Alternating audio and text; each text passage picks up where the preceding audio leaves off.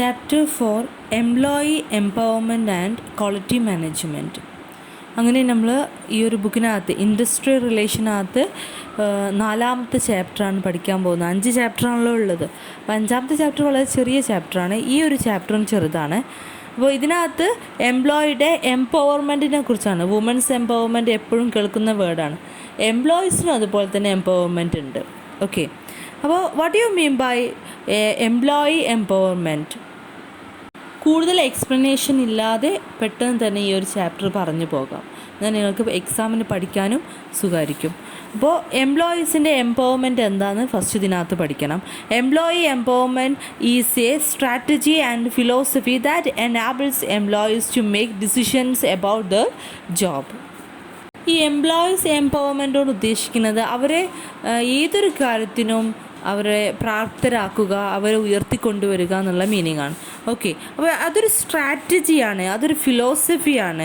അവിടെ എന്താ സംഭവിക്കുന്നത് വെച്ചാൽ എംപ്ലോയീസിനെ അവരുടേതായിട്ടുള്ള തീരുമാനങ്ങൾ എടുക്കാൻ പ്രാപ്തരാക്കുക എന്നാണ് ഉദ്ദേശിക്കുന്നത്. അതിന് വേണ്ട അത് കൊടുക്കുന്നതിനെയാണ് എന്ത് പറയുന്നത്, എംപ്ലോയീസ് എംപവർമെൻറ്റ് എന്ന് പറയുന്നത്. ഇതിനകത്ത് പഠിക്കാനുള്ളത് പ്രിൻസിപ്പിൾസ് ഓഫ് എംപ്ലോയീസ് എംപവർമെൻ്റ് ആണ്. അതിനകത്ത് ഒരു ഫസ്റ്റ് പോയിൻ്റ് ആണ് demonstrate that people in the organization are valued. Demonstrate എന്ന് പറഞ്ഞാൽ പ്രകടമാക്കുക അല്ലെങ്കിൽ കാണിച്ചു കൊടുക്കുക എന്നൊക്കെ നമ്മൾ ഡെമോൺസ്ട്രേറ്റ് ചെയ്യാമെന്ന് പറയും. ഓക്കെ, അപ്പോൾ demonstrate that people in the organization are valued. ഒരു ഓർഗനൈസേഷൻ്റെ കേസിൽ അവിടുത്തെ എംപ്ലോയീസ് വളരെ വാല്യുബിൾ ആണെന്നുള്ളത് നമ്മൾ തെളിയിച്ചു കൊടുക്കണം. ഓക്കെ, അങ്ങനെ തെളിയിക്കുമ്പോൾ എന്തുണ്ടാവും, അതിൽ എംപ്ലോയീസിൻ്റെ എംപവർമെൻറ്റ് കൂട്ടും. ഓക്കെ, അപ്പോൾ നമ്മൾ എന്ത് എക്സ്പ്രഷന്, നമ്മൾ റിപ്പോർട്ട് ചെയ്യുന്ന രീതികൾ, അതൊക്കെ നമ്മൾ വളരെയധികം ഇമ്പോർട്ടൻ്റ് ആയിട്ടുള്ള കാര്യങ്ങളാണ്. അവരുടെ ആക്ഷൻസും എംപ്ലോയീസിൻ്റെ ആക്ഷൻസും വേർഡ്സുകളും കൊണ്ട് അവരൊരു വാല്യുബിൾ ആണെന്ന് ഓർഗനൈസേഷനകത്ത് തെളിയിക്കുന്ന ആ ഒരു situation, that's A first principle of employees empowerment. The second one, empowerment, ആ ഉയർച്ച, എംപ്ലോയീസിൻ്റെ ആ ഉയർച്ച ഉണ്ടാവുന്ന ഓരോരോ തത്വങ്ങളെക്കുറിച്ചാണ്. തത്വം പറഞ്ഞാൽ ഓരോരോ പ്രിൻസിപ്പിൾസ്, അതാണ് ഞാൻ കുറച്ചുകൂടി മലയാളത്തിലേറെ ഈസി. പ്രിൻസിപ്പിൾസിനെ കുറിച്ചാണ് പറയുന്നത്. അപ്പോൾ second one, share leadership and vision. അതായത് ഏതൊരു എംപ്ലോയി ഒരു ഓർഗനൈസേഷനകത്ത് വർക്ക് ചെയ്യുമ്പോൾ അവിടുത്തെ ഗോള്, ആ എൻറ്റയർ ഓർഗനൈസേഷൻ്റെ വിഷൻ ആൻഡ് മിഷനൊക്കെ അവരെയും കൂടിയും ബാധിച്ചിട്ട് അത് അവരിലും അതൊരു കോൺഫിഡൻസ് ഉണ്ടാക്കിയിട്ട് പ്രവർത്തിക്കുമ്പോൾ അവർക്ക് ഒരു എംപവർമെൻറ്റ് ഉണ്ടാവും. ഓക്കെ, അതേപോലെ തന്നെ ലീഡർഷിപ്പ് ആയാലും അവർ എന്തെങ്കിലും ചെയ്തോട്ടെ, നമുക്കിങ്ങനെ ജസ്റ്റ് വർക്ക് ചെയ്യാം എന്നുള്ള ധാരണയല്ല. എല്ലാം ഏറ്റെടുത്ത് വളരെ സ്മാർട്ടായിട്ട് വർക്ക് ചെയ്യുമ്പോഴാണ് അവർക്ക് എംപവർമെൻറ്റ് കൂടുന്നത്. The second one, share goals and directions. ഒരു ഓർഗനൈസേഷൻ്റെ ഗോൾസും അതേപോലെ തന്നെ ഡയറക്ഷൻസും കാര്യങ്ങളൊക്കെ ഒരു മാനേജർ എംപ്ലോയീസുമായിട്ട് നല്ല രീതിയിൽ ഷെയർ ചെയ്യാണ്. ഈ ഗോൾ നമ്മൾ വെക്കുന്നത് കൊണ്ട് നല്ലൊരു ഔട്ട്കം നമുക്ക് ഉണ്ടാക്കാൻ സാധിക്കും എന്നൊക്കെ അവരെ ബോധ്യപ്പെടുത്തുമ്പോൾ അവർക്ക് അവരുടേതായിട്ടുള്ളൊരു എനർജി ഉണ്ടാവും. ആ ഒരു ഏത് വർക്ക് ചെയ്യാനും അവർക്ക് അവരുടെ എംപവർമെൻറ്റ് ഇൻക്രീസ് ചെയ്യിപ്പിക്കാൻ സാധിക്കും. അതുപോലെ തന്നെ ഫോർത്ത് വൺ ആണ് ട്രസ്റ്റ് പീപ്പിൾ.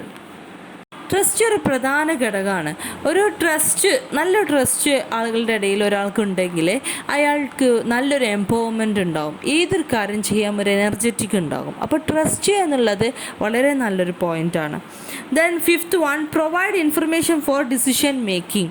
അപ്പോൾ ഏതൊരു തീരുമാനങ്ങൾ എടുക്കാനും അവരെ പ്രാപ്തരാക്കുക, എംപ്ലോയീസിനെ പ്രാപ്തരാക്കുക എന്നുള്ളതാണ് ഈ എംപ്ലോയീസ് എംപവർമെൻറ്റ്. അതുകൊണ്ട് തന്നെ കറക്റ്റായിട്ടുള്ള ഇൻഫർമേഷനും കാര്യങ്ങളും അവരിലേക്ക് എത്തിക്കഴിഞ്ഞാൽ അവർക്ക് നല്ല രീതിയിലുള്ള തീരുമാനങ്ങൾ എടുക്കാൻ സാധിക്കും. Sixth one, delegate authority and impact opportunities. Authority കൊടുക്കുന്നതിലൂടെ, ഒരു എക്സാമ്പിൾ പറയുകയാണെങ്കിൽ ബോർഡ് മീറ്റിങ്ങിൽ അവരെ പാർട്ടിസിപ്പേറ്റ് ചെയ്യുക, ഡിസിഷൻസ് എടുക്കുമ്പോൾ അവരെയും കൂടി ഇൻക്ലൂഡ് ചെയ്യിപ്പിക്കുക, ഇങ്ങനത്തെ കാര്യങ്ങളൊക്കെ ചെയ്യുന്നതിലൂടെ അവർക്കൊരു അതോറിറ്റി കൊടുക്കുന്നു. ഡെലിഗേറ്റ് ചെയ്യാറുള്ള വിതരണം കൊടുക്കുക, അവർക്ക് കൊടുക്കുക. അപ്പോൾ അങ്ങനെ കൊടുക്കുന്നതിലൂടെ എന്ത് ചെയ്യാം, അവരുടെ എംപവർമെൻറ്റ് ഇൻക്രീസ് ചെയ്യിപ്പിക്കാൻ സാധിക്കും. The seventh one, provide A frequent feedback. Frequent ആയിട്ട് തുടർച്ചയായിട്ടുള്ള ഫീഡ്ബാക്ക് അവർക്ക് കൊടുത്തു കഴിഞ്ഞാൽ അവർ എങ്ങനെയാണ് വർക്ക് ചെയ്യുന്നത്, അതിൽ എന്തെല്ലാം ഇമ്പ്രൂവ്മെൻറ്റ് വേണം എന്നുള്ള കാര്യങ്ങൾക്കൊക്കെ അവർക്ക് മനസ്സിലാക്കാൻ സാധിക്കുകയും അവർ കൂടുതൽ എനർജറ്റിക് ആയിട്ട് എംപവർമെൻറ്റ് ഇൻക്രീസ് ചെയ്യിപ്പിക്കാനും സാധിക്കും. 8th വണ്ണാണ് solve problems, don't pinpoint the problem peoples. ഒരു പ്രശ്നം വന്നു കഴിഞ്ഞാൽ ആ പ്രശ്നം പരിഹരിക്കുന്നതിനെ കുറിച്ചാണ് ചിന്തിക്കേണ്ടത്.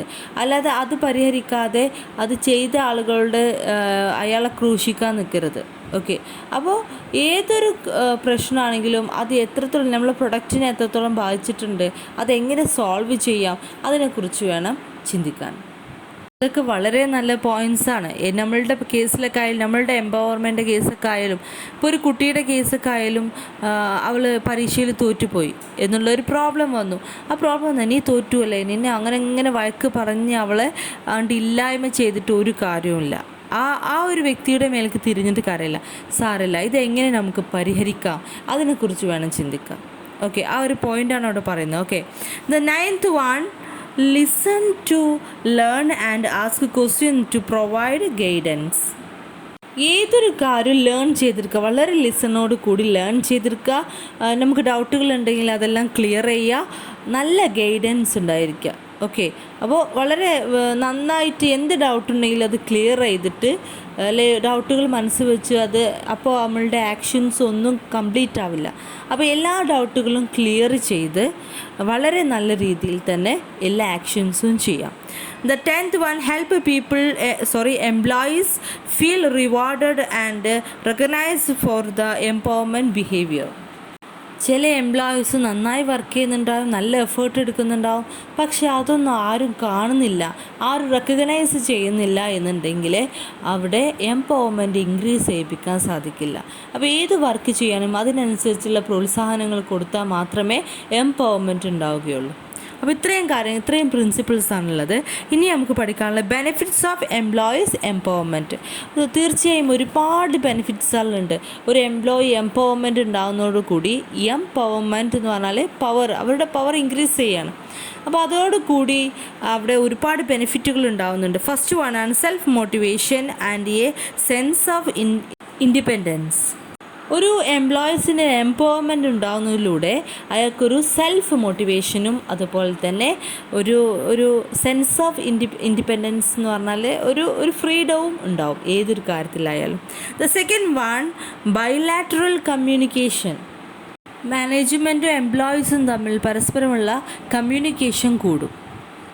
ഒരുപാട് അവരുടെ ആ ഒരു എംപവർമെൻറ്റ് ഇൻക്രീസ് ചെയ്യുന്നതോട് കൂടി ഒരുപാട് കാര്യങ്ങൾ ആർക്കായാലും അങ്ങനെയാണല്ലോ, എംപവർമെൻറ്റ് കൂടുമ്പോൾ പുറത്തു വരികയും എല്ലാ കാര്യങ്ങളും റിപ്പോർട്ട് ചെയ്യപ്പെടുകയും, അതുപോലെ തന്നെ മാനേജ്മെൻ്റ് ആയാലും തിരിച്ചവർക്ക് ഫീഡ്ബാക്ക് കൊടുക്കണം. അങ്ങനെ ഒരുപാട് കാര്യങ്ങൾ വളരെ എനർജറ്റിക് ആയിട്ട് കമ്മ്യൂണിക്കേഷൻ നടക്കും. ഓക്കെ, അതാണ് ബൈലാറ്ററൽ കമ്മ്യൂണിക്കേഷൻ എന്ന് പറയുന്നത്. അടുത്തത് നമുക്ക് പഠിക്കാനുള്ള പോയിൻ്റാണ് തേർഡ് വൺ, എംപ്ലോയി സാറ്റിസ്ഫാക്ഷൻ. നമുക്കറിയാം എംപ്ലോയീസിൻ്റെ സാറ്റിസ്ഫാക്ഷൻ ഇൻക്രീസ് ചെയ്യും എംപവർമെൻറ്റ് കിട്ടുന്നതിലൂടെ. അതുപോലെ തന്നെ ടീം ഡെവലപ്മെൻറ്റ്. ഫോർത്ത് വൺ, എന്ത് ചെയ്യും, ഒരു എംപ്ലോയി എംപവർമെൻറ്റ് ഇൻക്രീസ് ചെയ്യുമ്പോൾ അല്ലെങ്കിൽ എംപവർമെൻറ്റ് ഉണ്ടാകുമ്പോൾ ആ ടീമിനെ തന്നെ അത് എഫക്റ്റ് ചെയ്യും. എല്ലാ എംപ്ലോയീസും നല്ല എംപവർമെൻ്റ് ഉള്ള ആളുകളാണെങ്കിൽ എന്ത് ചെയ്യും, ആ ടീമിൻ്റെ വർക്ക് വളരെ എഫക്റ്റീവ് ആവുകയും ടീം ഡെവലപ്പ് ചെയ്യുകയും ചെയ്യും. ഡെവലപ്പ് കൊണ്ട് ഉദ്ദേശിക്കുന്നത് ഡെവലപ്മെൻറ്റ്. ഓക്കെ, ഫിഫ്ത്ത് വണ്ണാണ് ഫെസിലിറ്റേറ്റ് ഗ്രോത്ത് ആൻഡ് ഇന്നോവേഷന്. തീർച്ചയായും നല്ല എംപവർമെൻ്റ് ഉള്ള എംപ്ലോയീസുകൾ വർക്ക് ചെയ്യുകയാണെങ്കിൽ ഓർഗനൈസേഷൻ്റെയും എംപ്ലോയീസിൻ്റെയും ഒക്കെ ഗ്രോത്ത് ഉണ്ടാവുകയും അതുപോലെ തന്നെ അവിടെ ഇന്നോവേഷൻസ് ഉണ്ടാവുകയും പുതിയ ടെക്നോളജികളൊക്കെ യൂസ് ചെയ്യാനും ഇന്നോവേഷൻസ് ഉണ്ടാവുകയും ചെയ്യുന്നു. The sixth one, competency development. നല്ല എംപവർമെൻ്റ് ഉള്ള എംപ്ലോയീസിൻ്റെ ഇടയിൽ എന്തുണ്ടാവും, കോമ്പിറ്റൻസി, കഴിവുകൾ വർദ്ധിക്കും. ഓക്കെ, അതെല്ലാം നമുക്ക് ഡെവലപ്പ് ചെയ്യാൻ സാധിക്കും. അപ്പോൾ അവരുടെ സ്കില്ലെല്ലാം നല്ല രീതിയിൽ യൂട്ടിലൈസ് ചെയ്യുന്നുണ്ട് അവർ. അതുപോലെ തന്നെ നമ്മൾ മുകളിൽ ഒരുപാട് പോയിൻറ്റ്സ് പറഞ്ഞു, ഗ്രോത്ത് ഉണ്ടാവുന്നുണ്ട്, ഇന്നോവേഷൻസ് ഉണ്ടാവുന്നുണ്ട്, ടീം ഡെവലപ്മെൻറ്റുകളൊക്കെ ഉണ്ടാവുന്നുണ്ട്. അതുകൊണ്ട് തന്നെ അവിടെ നമുക്ക് മനസ്സിലാക്കാൻ സാധിക്കുന്നുണ്ട്, ഒരു എംപവർമെൻറ്റ് ഉണ്ടാവുന്നതിലൂടെ അവരുടെ കഴിവുകൾ അവർക്ക് ഡെവലപ്പ് ചെയ്യാൻ സാധിക്കുന്നുണ്ട്. Next, quality management. എങ്ങനെ ക്വാളിറ്റി മാനേജ് ചെയ്യാം? ഓക്കെ, അപ്പോൾ ഈ മാനേജ് ചെയ്യാൻ ഉദ്ദേശിക്കുന്നതിന് ഒരു 4 കമ്പോണൻസുകൾ ഇൻക്ലൂഡ് ചെയ്യിപ്പിച്ചിട്ടാണ് നമ്മൾ മാനേജിങ് എന്ന് പറയുന്നത്. അപ്പോൾ സാധാരണ manage planning, organising, staffing, directing, controlling, ഇതൊക്കെ മാനേജ്മെൻറ്റിൻ്റെ പ്രോസസ്സുകളാണ്. അപ്പോൾ ഇവിടെ ഏതെല്ലാം കമ്പോണൻസ് ആണ് ക്വാളിറ്റി മാനേജ്മെൻറ്റിനകത്ത് വരുന്നത് നോക്കാം. അതിൽ ഫസ്റ്റ് വണ്ണാണ് ക്വാളിറ്റി പ്ലാനിങ്. ആദ്യം എന്ത് ചെയ്യും? ക്വാളിറ്റി പ്ലാൻ ചെയ്യും. Quality assurance, quality control, quality improvement, ഇങ്ങനെ 4 കമ്പോണൻസ് ഇതിനുണ്ട്. അതിനകത്ത് നമുക്ക് ഫസ്റ്റ് പഠിക്കാനുള്ള പ്രിൻസിപ്പിൾസ് ഓഫ് ക്വാളിറ്റി മാനേജ്മെൻ്റ് ആണ്. 4 ബേസിക് പ്രിൻസിപ്പിൾസാണ് ഇതിനുള്ളത്. പ്രിൻസിപ്പിൾസ് പഠിക്കുന്നതിന് മുന്നായിട്ട് നല്ലൊരു ധാരണ എന്താണ് ക്വാളിറ്റി മാനേജ്മെൻറ്റ് എന്നതിനെക്കുറിച്ച് ഉണ്ടായിരിക്കണം. സാധാരണ TQM എന്നാണ് പറയാറ്, ടോട്ടൽ ക്വാളിറ്റി മാനേജ്മെൻറ്റ് എന്നാണ് സാധാരണ പറയുന്നത്. അപ്പോൾ ടോട്ടൽ ക്വാളിറ്റി മാനേജ്മെൻറ്റ് എന്ന് വെച്ചാൽ, ടോട്ടൽ എന്ന് ഉദ്ദേശിക്കുന്നത് ഓൾന്ന് ഒരു ഓർഗനൈസേഷൻ മൊത്തമായിട്ട്, അതായത് ലോവർ ലെവലിലും മിഡിൽ ലെവലിലും ഹൈ ലെവലിലും ഏത് ലെവലും ആയിക്കോട്ടെ, എംപ്ലോയീസിൻ്റെ ഇടയിലായിക്കോട്ടെ മാനേജ്മെൻറ്റിൻ്റെ ഇടയിലായിക്കോട്ടെ, മൊത്തമായിട്ട് ഉള്ള ക്വാളിറ്റി മാനേജ് ചെയ്യുക.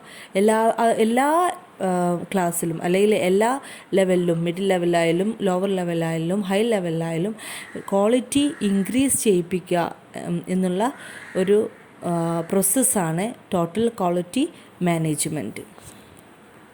മാനേജേഴ്സിൻ്റെ ഇടയിൽ നിന്നുള്ള പ്രവർത്തനങ്ങൾ, ഒരുപാട് ആക്ടിവിറ്റികൾ ഇതിനകത്ത് വരുന്നുണ്ട്. എന്തിനു വേണ്ടിയുള്ള? എല്ലാവരുടെ ഇടയിലും ക്വാളിറ്റി ഇൻക്രീസ് ചെയ്യിപ്പിച്ച് നല്ലൊരു പെർഫോമൻസ് അല്ലെങ്കിൽ പ്രൊഡക്ഷൻ കാഴ്ചവെക്കാൻ വേണ്ടി ക്വാളിറ്റി ഇൻക്രീസ് ചെയ്യിപ്പിക്കുക എന്നുള്ള ഒരു ടേമാണ് ഇത്. അപ്പോൾ ഇവിടെ ഒരുപാട് ആക്ടിവിറ്റികൾ വരുന്നുണ്ട്. ആക്ടിവിറ്റികളൊക്കെ എന്തിനു വേണ്ടിയാണെന്ന് വെച്ചാൽ ഈ ക്വാളിറ്റി ഇൻക്രീസ് ചെയ്യിപ്പിക്കാൻ വേണ്ടി, ക്വാളിറ്റി ഇൻക്രീസ് ചെയ്യാൻ വേണ്ടി പ്ലാൻ ചെയ്യുന്നുണ്ട്. അതേപോലെ തന്നെ planning, organising, staffing, directing, control, അങ്ങനെ ഒരുപാട് ഫങ്ഷൻസുകൾ അവിടെ ചെയ്യുന്നുണ്ട്. അതുകൊണ്ടാണ് ടോട്ടൽ ക്വാളിറ്റി മാനേജ്മെൻറ്റ് എന്ന് പറയുന്നത്. മാനേജ് ചെയ്യാണ്, ക്വാളിറ്റി ഇൻക്രീസ് ചെയ്യിപ്പിക്കാൻ വേണ്ടി നമ്മൾ എന്ത് ചെയ്യുന്നു? മാനേജ് ചെയ്യാണ്. അപ്പോൾ ടോട്ടൽ ക്വാളിറ്റി മാനേജ്മെൻറ്റ് എന്നുള്ള ടേം നന്നായി മനസ്സിലാക്കുക. 1975 ഹെറിക്കാൻ മെക്കോബൈ ആണ് ഈ കുറച്ച് പ്രിൻസിപ്പിൾസ് കൊണ്ടുവന്നത് ക്വാളിറ്റി മാനേജ്മെൻറ്റിൻ്റെ. ഫസ്റ്റ് പ്രിൻസിപ്പിളാണ് the principle of security. Quality മാനേജ്മെൻറ്റോട് ഉദ്ദേശിക്കുന്നത് അവിടെ നല്ലൊരു സെക്യൂരിറ്റി ഉണ്ടായിരിക്കും എന്നുള്ളതാണ് ഫസ്റ്റ് പ്രിൻസിപ്പിൾ. അപ്പോൾ സെക്യൂരിറ്റി കൊണ്ട് ഉദ്ദേശിക്കുന്നത് എംപ്ലോയ്മെൻറ്റ്, തൊഴിലൊരു സെക്യൂരിറ്റി ഉണ്ടാവും എന്നുള്ളത്. The working condition should be safe and there should be no fear of economic ones. അപ്പോൾ എംപ്ലോയ്മെൻറ്റിൻ്റെ കേസിൽ നമുക്ക് ഫിയറും ലോസൊക്കെ വരുന്നത് എന്താണെന്ന് വെച്ചാൽ എക്കണോമിക്കായിട്ട്, അതായത് സാലറിയും കാര്യങ്ങളൊക്കെ കിട്ടാതെ വരും, അങ്ങനത്തെ ഓരോ പ്രശ്നങ്ങളൊക്കെ എംപ്ലോയ്മെൻറ്റിൻ്റെ കേസിൽ ഉണ്ടാവാറുണ്ട്. സോ ഇത്തരം ഒരു ക്വാളിറ്റി മാനേജ്മെൻറ്റ് കീപ്പ് ചെയ്യുന്ന ഒരു ഓർഗനൈസേഷനകത്ത് അവിടുത്തെ വർക്കിംഗ് കണ്ടീഷൻ വളരെ പെർഫെക്റ്റ് ആയിരിക്കും. കാരണം അവരുടെ ഉദ്ദേശം ക്വാളിറ്റി ഇൻക്രീസ് ചെയ്യിപ്പിക്കുക, എംപ്ലോയീസിൻ്റെ ക്വാളിറ്റി ഇൻക്രീസ് ചെയ്യിപ്പിക്കുക, മാനേജേഴ്സിൻ്റെ ക്വാളിറ്റി ഇൻക്രീസ് ചെയ്യിപ്പിക്കുക എന്നുള്ളതായിരിക്കും. സോ അതുകൊണ്ട് തന്നെ അവിടെ നല്ലൊരു വർക്കിംഗ് കണ്ടീഷൻ ഉണ്ടാവും. യാതൊരു വിധത്തിലുള്ള എക്കണോമിക് വാൺസ്, അതായത് സാലറി കാര്യങ്ങളൊന്നും അതിലൊന്നും ഒരു ഭയം ഉണ്ടാവേണ്ട ആവശ്യം ഉണ്ടാവില്ല. സോ ഈ ഒരു ക്വാളിറ്റി മാനേജ്മെൻറ്റ് എന്ന് പറയുന്നത് ഒരു സെക്യൂരിറ്റിയാണ്. Okay, second one the principle of equity. Equity പറഞ്ഞാൽ നീതി, വളരെ ന്യായത്തോടു കൂടിയുള്ള ഒരു സംഭവമാണ് എന്താ പറയുന്നത് ക്വാളിറ്റി മാനേജ്മെൻറ്റ് എന്ന് പറയുന്നത്. ഏത് കാര്യത്തിലാണ് ഇക്വിറ്റി ചെയ്യുന്നതെന്ന് വെച്ചാൽ അവർക്ക് കൊടുക്കുന്ന റിവാർഡ്, അവരെടുക്കുന്ന എഫേർട്ടിനനുസരിച്ചുള്ള റിവാർഡ് വേണം അവർക്ക് കൊടുക്കാൻ. അപ്പോൾ ക്വാളിറ്റിക്ക് കൂടുതൽ ഇമ്പോർട്ടൻ്റ് കൊടുക്കുന്നത് കൊണ്ട് തന്നെ അവിടെ എന്തുണ്ടാവും? അതിനനുസരിച്ചുള്ള റിവാർഡായിരിക്കും കൊടുക്കുന്നത്. അവരൊരു ടാസ്കിനകത്ത് അവർ എത്രത്തോളം അവരുടെ സ്കിൽ ആൻഡ് നോളജ് യൂട്ടിലൈസ് ചെയ്തു അതിനനുസരിച്ചായിരിക്കും അവരുടെ റിവാർഡ് കൊടുക്കുന്നത്. അല്ല ഓരോ ടാസ്ക് ഇയാൾക്ക് ഈ ടാസ്ക് എന്ന് കൊടുത്തിട്ട് അതിനനുസരിച്ചല്ല, അത് എത്രത്തോളം അയാൾ അതിൻ്റെ സ്കില്ല് നോളജ് യൂട്ടിലൈസ് ചെയ്തു അതിനനുസരിച്ചായിരിക്കും റിവാർഡ് കൊടുക്കുന്നത്. അപ്പോൾ ഒരു ന്യായമായ രീതിയിലാണ് റിവാർഡായാലും മറ്റേത് കാര്യങ്ങളായിട്ടും മുന്നോട്ട് പോവുക. അതുകൊണ്ട് നമുക്ക് ഇതിനകത്ത് ഈ ക്വാളിറ്റി മാനേജ്മെൻറ്റിനകത്ത് ഒരു പ്രിൻസിപ്പിളായിട്ട് പ്രിൻസിപ്പിൾ ഓഫ് ഇക്വിറ്റി പറയാം. Third one the principle of individuation. അപ്പോൾ ഇൻഡിവിജ്വേഷൻ എന്ന് പറഞ്ഞാൽ ഓരോ വ്യക്തികൾക്കും അതിൻ്റേതായ പ്രാധാന്യം ഈ ഒരു ക്വാളിറ്റി മാനേജ്മെൻറ്റിലൂടെ കൊടുക്കും. കാരണം ക്വാളിറ്റിയാണ് നമ്മൾ ഇമ്പോർട്ടൻ്റ് കൊടുക്കുന്നത്. ഓരോ എംപ്ലോയീസിനും അവർക്ക് അവരുടേതായിട്ടുള്ള ഫ്രീഡം, ഓട്ടോണമിയൊക്കെ കൊടുക്കും. അവർക്ക് അവരുടേതായിട്ടുള്ള സ്കില്ല് കാര്യങ്ങളൊക്കെ വളർത്തിയെടുക്കാൻ വേണ്ടിയാണ് അത് കൊടുക്കുന്നത്. സോ നമുക്കൊരു പ്രിൻസിപ്പിളായിട്ട് ദ പ്രിൻസിപ്പിൾ ഓഫ് ഇൻഡിവിജ്വേഷൻ പറയാം. The fourth one, the principle of democracy. Democracy means the right of citizenship. Okay, അപ്പോൾ ഇവിടെ എന്ന് വെച്ചാൽ നമ്മൾ പറഞ്ഞു ഇൻഡിവിജ്വേഷൻ ഓരോ വ്യക്തികൾക്കും സ്വാതന്ത്ര്യ ഫ്രീഡം കൊടുക്കുന്നുണ്ട്, ഓട്ടോണമി കൊടുക്കുന്നുണ്ട്. അതുകൊണ്ട് തന്നെ അവിടെ എന്തുണ്ടാവുന്നുണ്ട്? റൈറ്റ് ഓഫ് സിറ്റിസൺഷിപ്പ് ഉണ്ടാവുന്നുണ്ട്. മാത്രമല്ല meaning full participation in decision making. നല്ല ഡിസിഷൻ മേക്കിങ്ങിന് വരെ എംപ്ലോയീസിന് പാർട്ടിസിപ്പേറ്റ് ചെയ്യാനുള്ള അവസരങ്ങളും കൊടുക്കുന്നുണ്ട്. സോ അവർക്ക് അവരുടേതായിട്ടുള്ള ഒരു സ്വാതന്ത്ര്യം, ഫ്രീഡം അവിടെ നൽകുന്നുണ്ട്. സോ നമുക്ക് എന്ത് പറയാം, ഒരു ക്വാളിറ്റി മാനേജ്മെൻറ്റ് എന്ന് പറയുന്നത് ഇസ് ആൻ ഡെമോക്രസി എന്ന് പറയാം. സോ അടുത്ത നമുക്ക് പഠിക്കാനുള്ളത് അപ്രോച്ചസ് ടു ക്വാളിറ്റി മാനേജ്മെൻറ്റ്. ഏതെല്ലാം അപ്രോച്ചസ് ആണുള്ളത് നോക്കാം. ഫസ്റ്റ് വണ്ണാണ് ക്വാളിറ്റി സർക്കിൾ. ക്വാളിറ്റി സർക്കിൾ എപ്പോഴും ഈ ക്വാളിറ്റി മാനേജ്മെൻറ്റ്, ക്വാളിറ്റി സർക്കിളൊക്കെ എക്സാമിന് കാണാറുണ്ട്. സോ ക്വാളിറ്റി സർക്കിൾ എന്താണെന്ന് നന്നായി പഠിച്ചു വയ്ക്കാം. ക്വാളിറ്റി സർക്കിൾ എന്താണെന്ന് വെച്ചാൽ it's a small group of employees in a small work area doing similar kind of work who voluntarily meet regularly to resolve work related problems.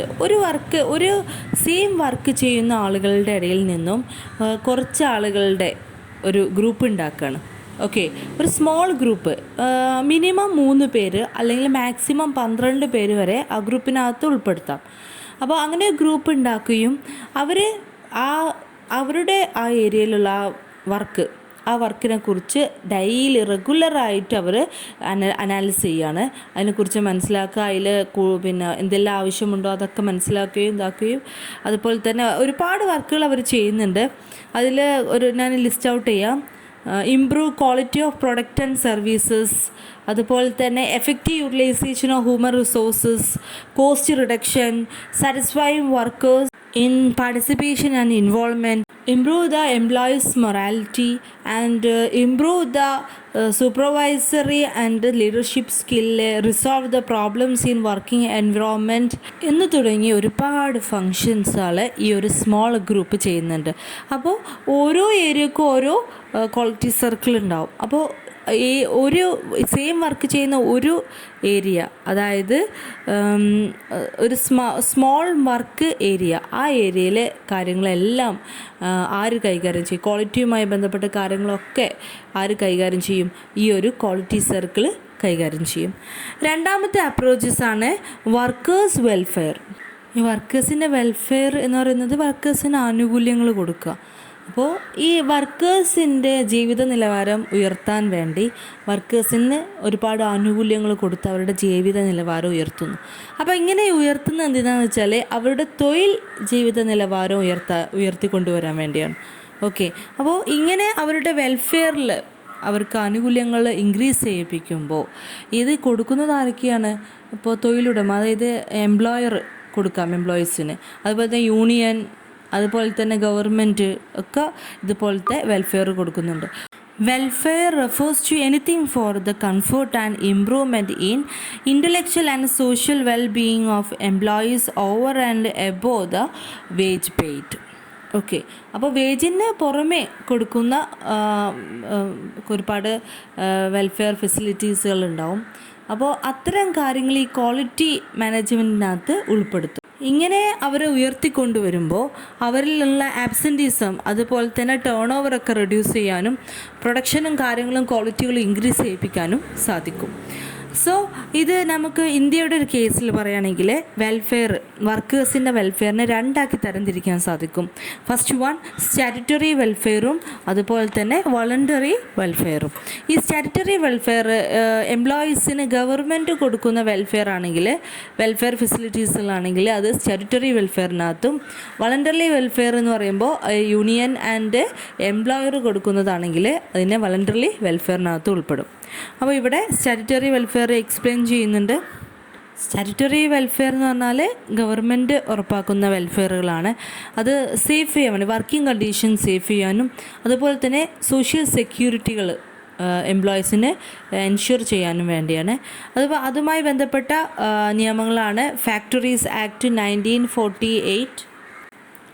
Second one, the Employees State Insurance Act 1948, the Workmen's Compensation Act 1923, Maternity Benefit Act 1961, the Industrial Dispute Act 1947, Employee Provident Fund Act 1952, Payment of Gratuity Act 1972.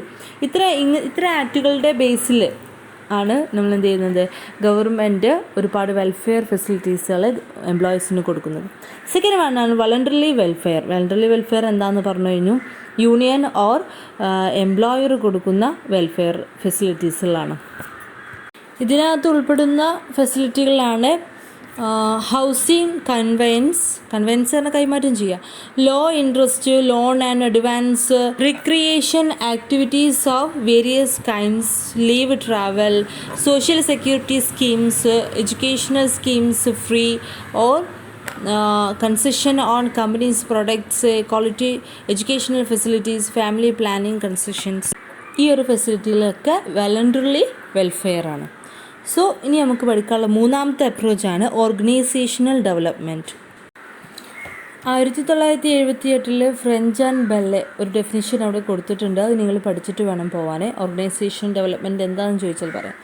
So ഇവിടെ quality മാനേജ്മെൻറ്റിനകത്ത് ഒരു അപ്രോച്ചായിട്ട് organisation development വരും. Organisational development പറഞ്ഞാൽ ഒരു long range എഫേർട്ടാണ്.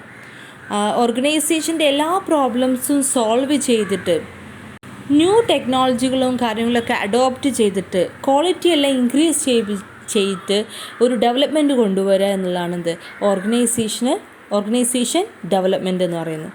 ഈ fourth വണ്ണാണ് workers participation. അത് നമുക്ക് പറയേണ്ട ആവശ്യമില്ല, എന്താണ് വർക്കേഴ്സിൻ്റെ participation in decision making. Workers participation എന്ന് പറയുന്നത് ഒരു വെർബൽ ഇൻറ്ററാക്ഷനാണ്. സൂപ്പർവൈസറും സബോർഡിനേറ്റും തമ്മിലുള്ള ഇൻറ്ററാക്ഷനാണ്. സോ അത് മാത്രമല്ല, എത്രത്തോളം തൻ്റെ വർക്ക് യൂണിറ്റിന് വേണ്ടി സൂപ്പർവൈസർ സംസാരിക്കുന്നു, സൂപ്പർവൈസർ അവർക്ക് വേണ്ടി പ്രവർത്തിക്കുന്നു എന്നൊക്കെ ഈ ഒരു വർക്കേഴ്സ് പാർട്ടിസിപ്പേഷനകത്ത് വരും. അപ്പോൾ degree to which supervisor is active in decision making and setting goals for his work unit. ഓരോ വർക്ക് യൂണിറ്റിനും ഓരോ സൂപ്പർവൈസർ ഉണ്ടാവും. അപ്പോൾ ആ ഒരു സൂപ്പർവൈസർ അവരുടെ പ്രശ്നങ്ങൾ എത്രത്തോളം ഇൻവോൾവ് ചെയ്യുന്നു, കൺസിഡർ ചെയ്യുന്നു എന്നുള്ള കാര്യങ്ങൾക്കൊക്കെ വർക്കേഴ്സ് പാർട്ടിസിപ്പേഷൻ എന്ന് പറയും. Workers participation reduce the power difference between the workers and management. 5 levels of participation ഉണ്ട്, അതൊക്കെ നോക്കാം. ഫസ്റ്റ് വണ്ണാണ് ഇൻഫർമാറ്റീവ് പാർട്ടിസിപ്പേഷൻ. ഇൻഫർമാറ്റീവ് പാർട്ടിസിപ്പേഷൻ എന്ന് പറഞ്ഞാൽ ഇൻഫർമേഷൻ കൊടുക്കാൻ വേണ്ടി അവർക്ക് ഡോക്യുമെൻറ്റ്സ് ഷെയർ ചെയ്യുന്നതിനെയാണ് ഇൻഫർമാറ്റീവ് പാർട്ടിസിപ്പേഷൻ എന്ന് പറയുന്നത്. അവരെന്ന് ഉദ്ദേശിക്കുന്നത് എംപ്ലോയീസിന്. പക്ഷേ ബാലൻസ് ഷീറ്റ് അതുപോലെ തന്നെ എക്സ്പാൻഷൻ പ്രൊഡക്ഷൻ ഡീറ്റെയിൽസ് ഒക്കെ ആയിരിക്കും കൊടുക്കുക. അപ്പോൾ ഇങ്ങനെ കൊടുക്കുന്ന സമയത്ത് അവർക്ക് വളരെ സ്ക്രൂട്ടിനി, അതായത് സൂക്ഷ്മമായിട്ട് പരിശോധിക്കാനുള്ള റൈറ്റ് കൊടുക്കുന്നതല്ല. ഏകദേശം ഇൻഫർമേഷൻ പാസ് ചെയ്യുക എന്നുള്ള മീനിങ് മാത്രമേ അവിടെ, ആ ഒരു റൈറ്റ് മാത്രമേ കൊടുക്കുന്നുള്ളൂ. സെക്കൻഡ് വണ്ണാണ് കൺസൾട്ടേറ്റീവ് പാർട്ടിസിപ്പേഷൻ. കൺസൾട്ടേറ്റീവ് പാർട്ടിസിപ്പേഷൻ എന്ന് പറഞ്ഞാൽ മാനേജ്മെൻറ്റ് ഒരു ഫൈനൽ ഡിസിഷൻ എടുക്കുന്നതിന് മുന്നായിട്ട് അവരുടെ ഒരു അഭിപ്രായങ്ങൾ ചോദിക്കുന്നതിനെയാണ് ഈ കൺസൾട്ടേറ്റീവ് പാർട്ടിസിപ്പേഷൻ എന്ന് പറയുന്നത്. അതായത് such the matter as welfare, safety, work condition, ഇത്തരം കാര്യങ്ങളെക്കുറിച്ച് അവരുടെ ഒരു അഭിപ്രായം കൂടിയും കൺസിഡർ ചെയ്തിട്ട് ഫൈനൽ ഡിസിഷൻ എടുക്കുന്ന ആ ഒരു പാർട്ടിസിപ്പേഷനാണ് എന്ത്, കൺസൾട്ടേറ്റീവ് പാർട്ടിസിപ്പേഷൻ. തേർഡ് വണ്ണാണ് അസോസിയേറ്റീവ് പാർട്ടിസിപ്പേഷൻ. കൺസൾട്ടേറ്റീവിനകത്ത് വെറും ഒരു അഭിപ്രായങ്ങൾ മാത്രമേ എംപ്ലോയീസിന് ചോദിക്കുന്നുള്ളൂ. അസോസിയേറ്റീവ് പറയുമ്പോൾ അവരെയും കൂടി ഉൾപ്പെടുത്തിയിട്ടാണ് ഡിസിഷൻസ് എടുക്കുന്നത്. എംപ്ലോയീസ് ഓർ കൗൺസിലിൻ്റെ അവരുടെ പാർട്ടിസിപ്പേറ്റ് ചെയ്യിപ്പിച്ചിട്ടാണ്, ഒന്നിച്ചിരുന്നിട്ടാണ് ഡിസിഷൻസ് എടുക്കുന്നത്. അടുത്ത പോയിൻ്റാണ് അഡ്മിനിസ്ട്രേറ്റീവ് പാർട്ടിസിപ്പേഷൻ. അഡ്മിനിസ്ട്രേറ്റീവ് പാർട്ടിസിപ്പേഷൻ എന്ന് പറയുന്നത് ഓൾറെഡി മാനേജ്മെൻറ്റ് ഒരു ഡിസിഷൻ എടുക്കും. അതിൽ നിന്നും ബെസ്റ്റ് ആയിട്ടുള്ളത് വർക്കേഴ്സിന് സെലക്ട് ചെയ്യാം. അസോസിയേറ്റഡ് പാർട്ടിസിപ്പേഷൻ എന്ന് വെച്ചാൽ വർക്കേഴ്സിൻ്റെ തീരുമാനങ്ങൾ മാനേജ്മെൻറ്റ് കൺസിഡർ ചെയ്തിരിക്കണം. 2 പേര് ഒരുമിച്ചിരുന്നിട്ട് വേണം തീരുമാനങ്ങൾ എടുക്കാൻ. അത് മാനേജ്മെൻറ്റിൻ്റെ ബാധ്യതയാണ്, അവരത് കൺസിഡർ ചെയ്യണം എന്നുള്ളത്. ഇപ്പോൾ അഡ്മിനിസ്ട്രേറ്റീവ് പാർട്ടിസിപ്പേഷൻ എന്ന് പറയുന്നത് ഓൾറെഡി കുറച്ച് തീരുമാനങ്ങൾ എടുത്തു വെച്ചിട്ടുണ്ടാവും മാനേജ്മെൻറ്റ്. അതിൽ ഏത് തീരുമാനമാണ് നടപ്പാക്കേണ്ടത്, ഏതാണ് വേണ്ടത് എന്നുള്ളത് വർക്കേഴ്സിന് സെലക്ട് ചെയ്യാം. അങ്ങനെ ഇനി ലാസ്റ്റ് വണ്ണാണ് ഡിസിഷൻ പാർട്ടിസിപ്പേഷന്.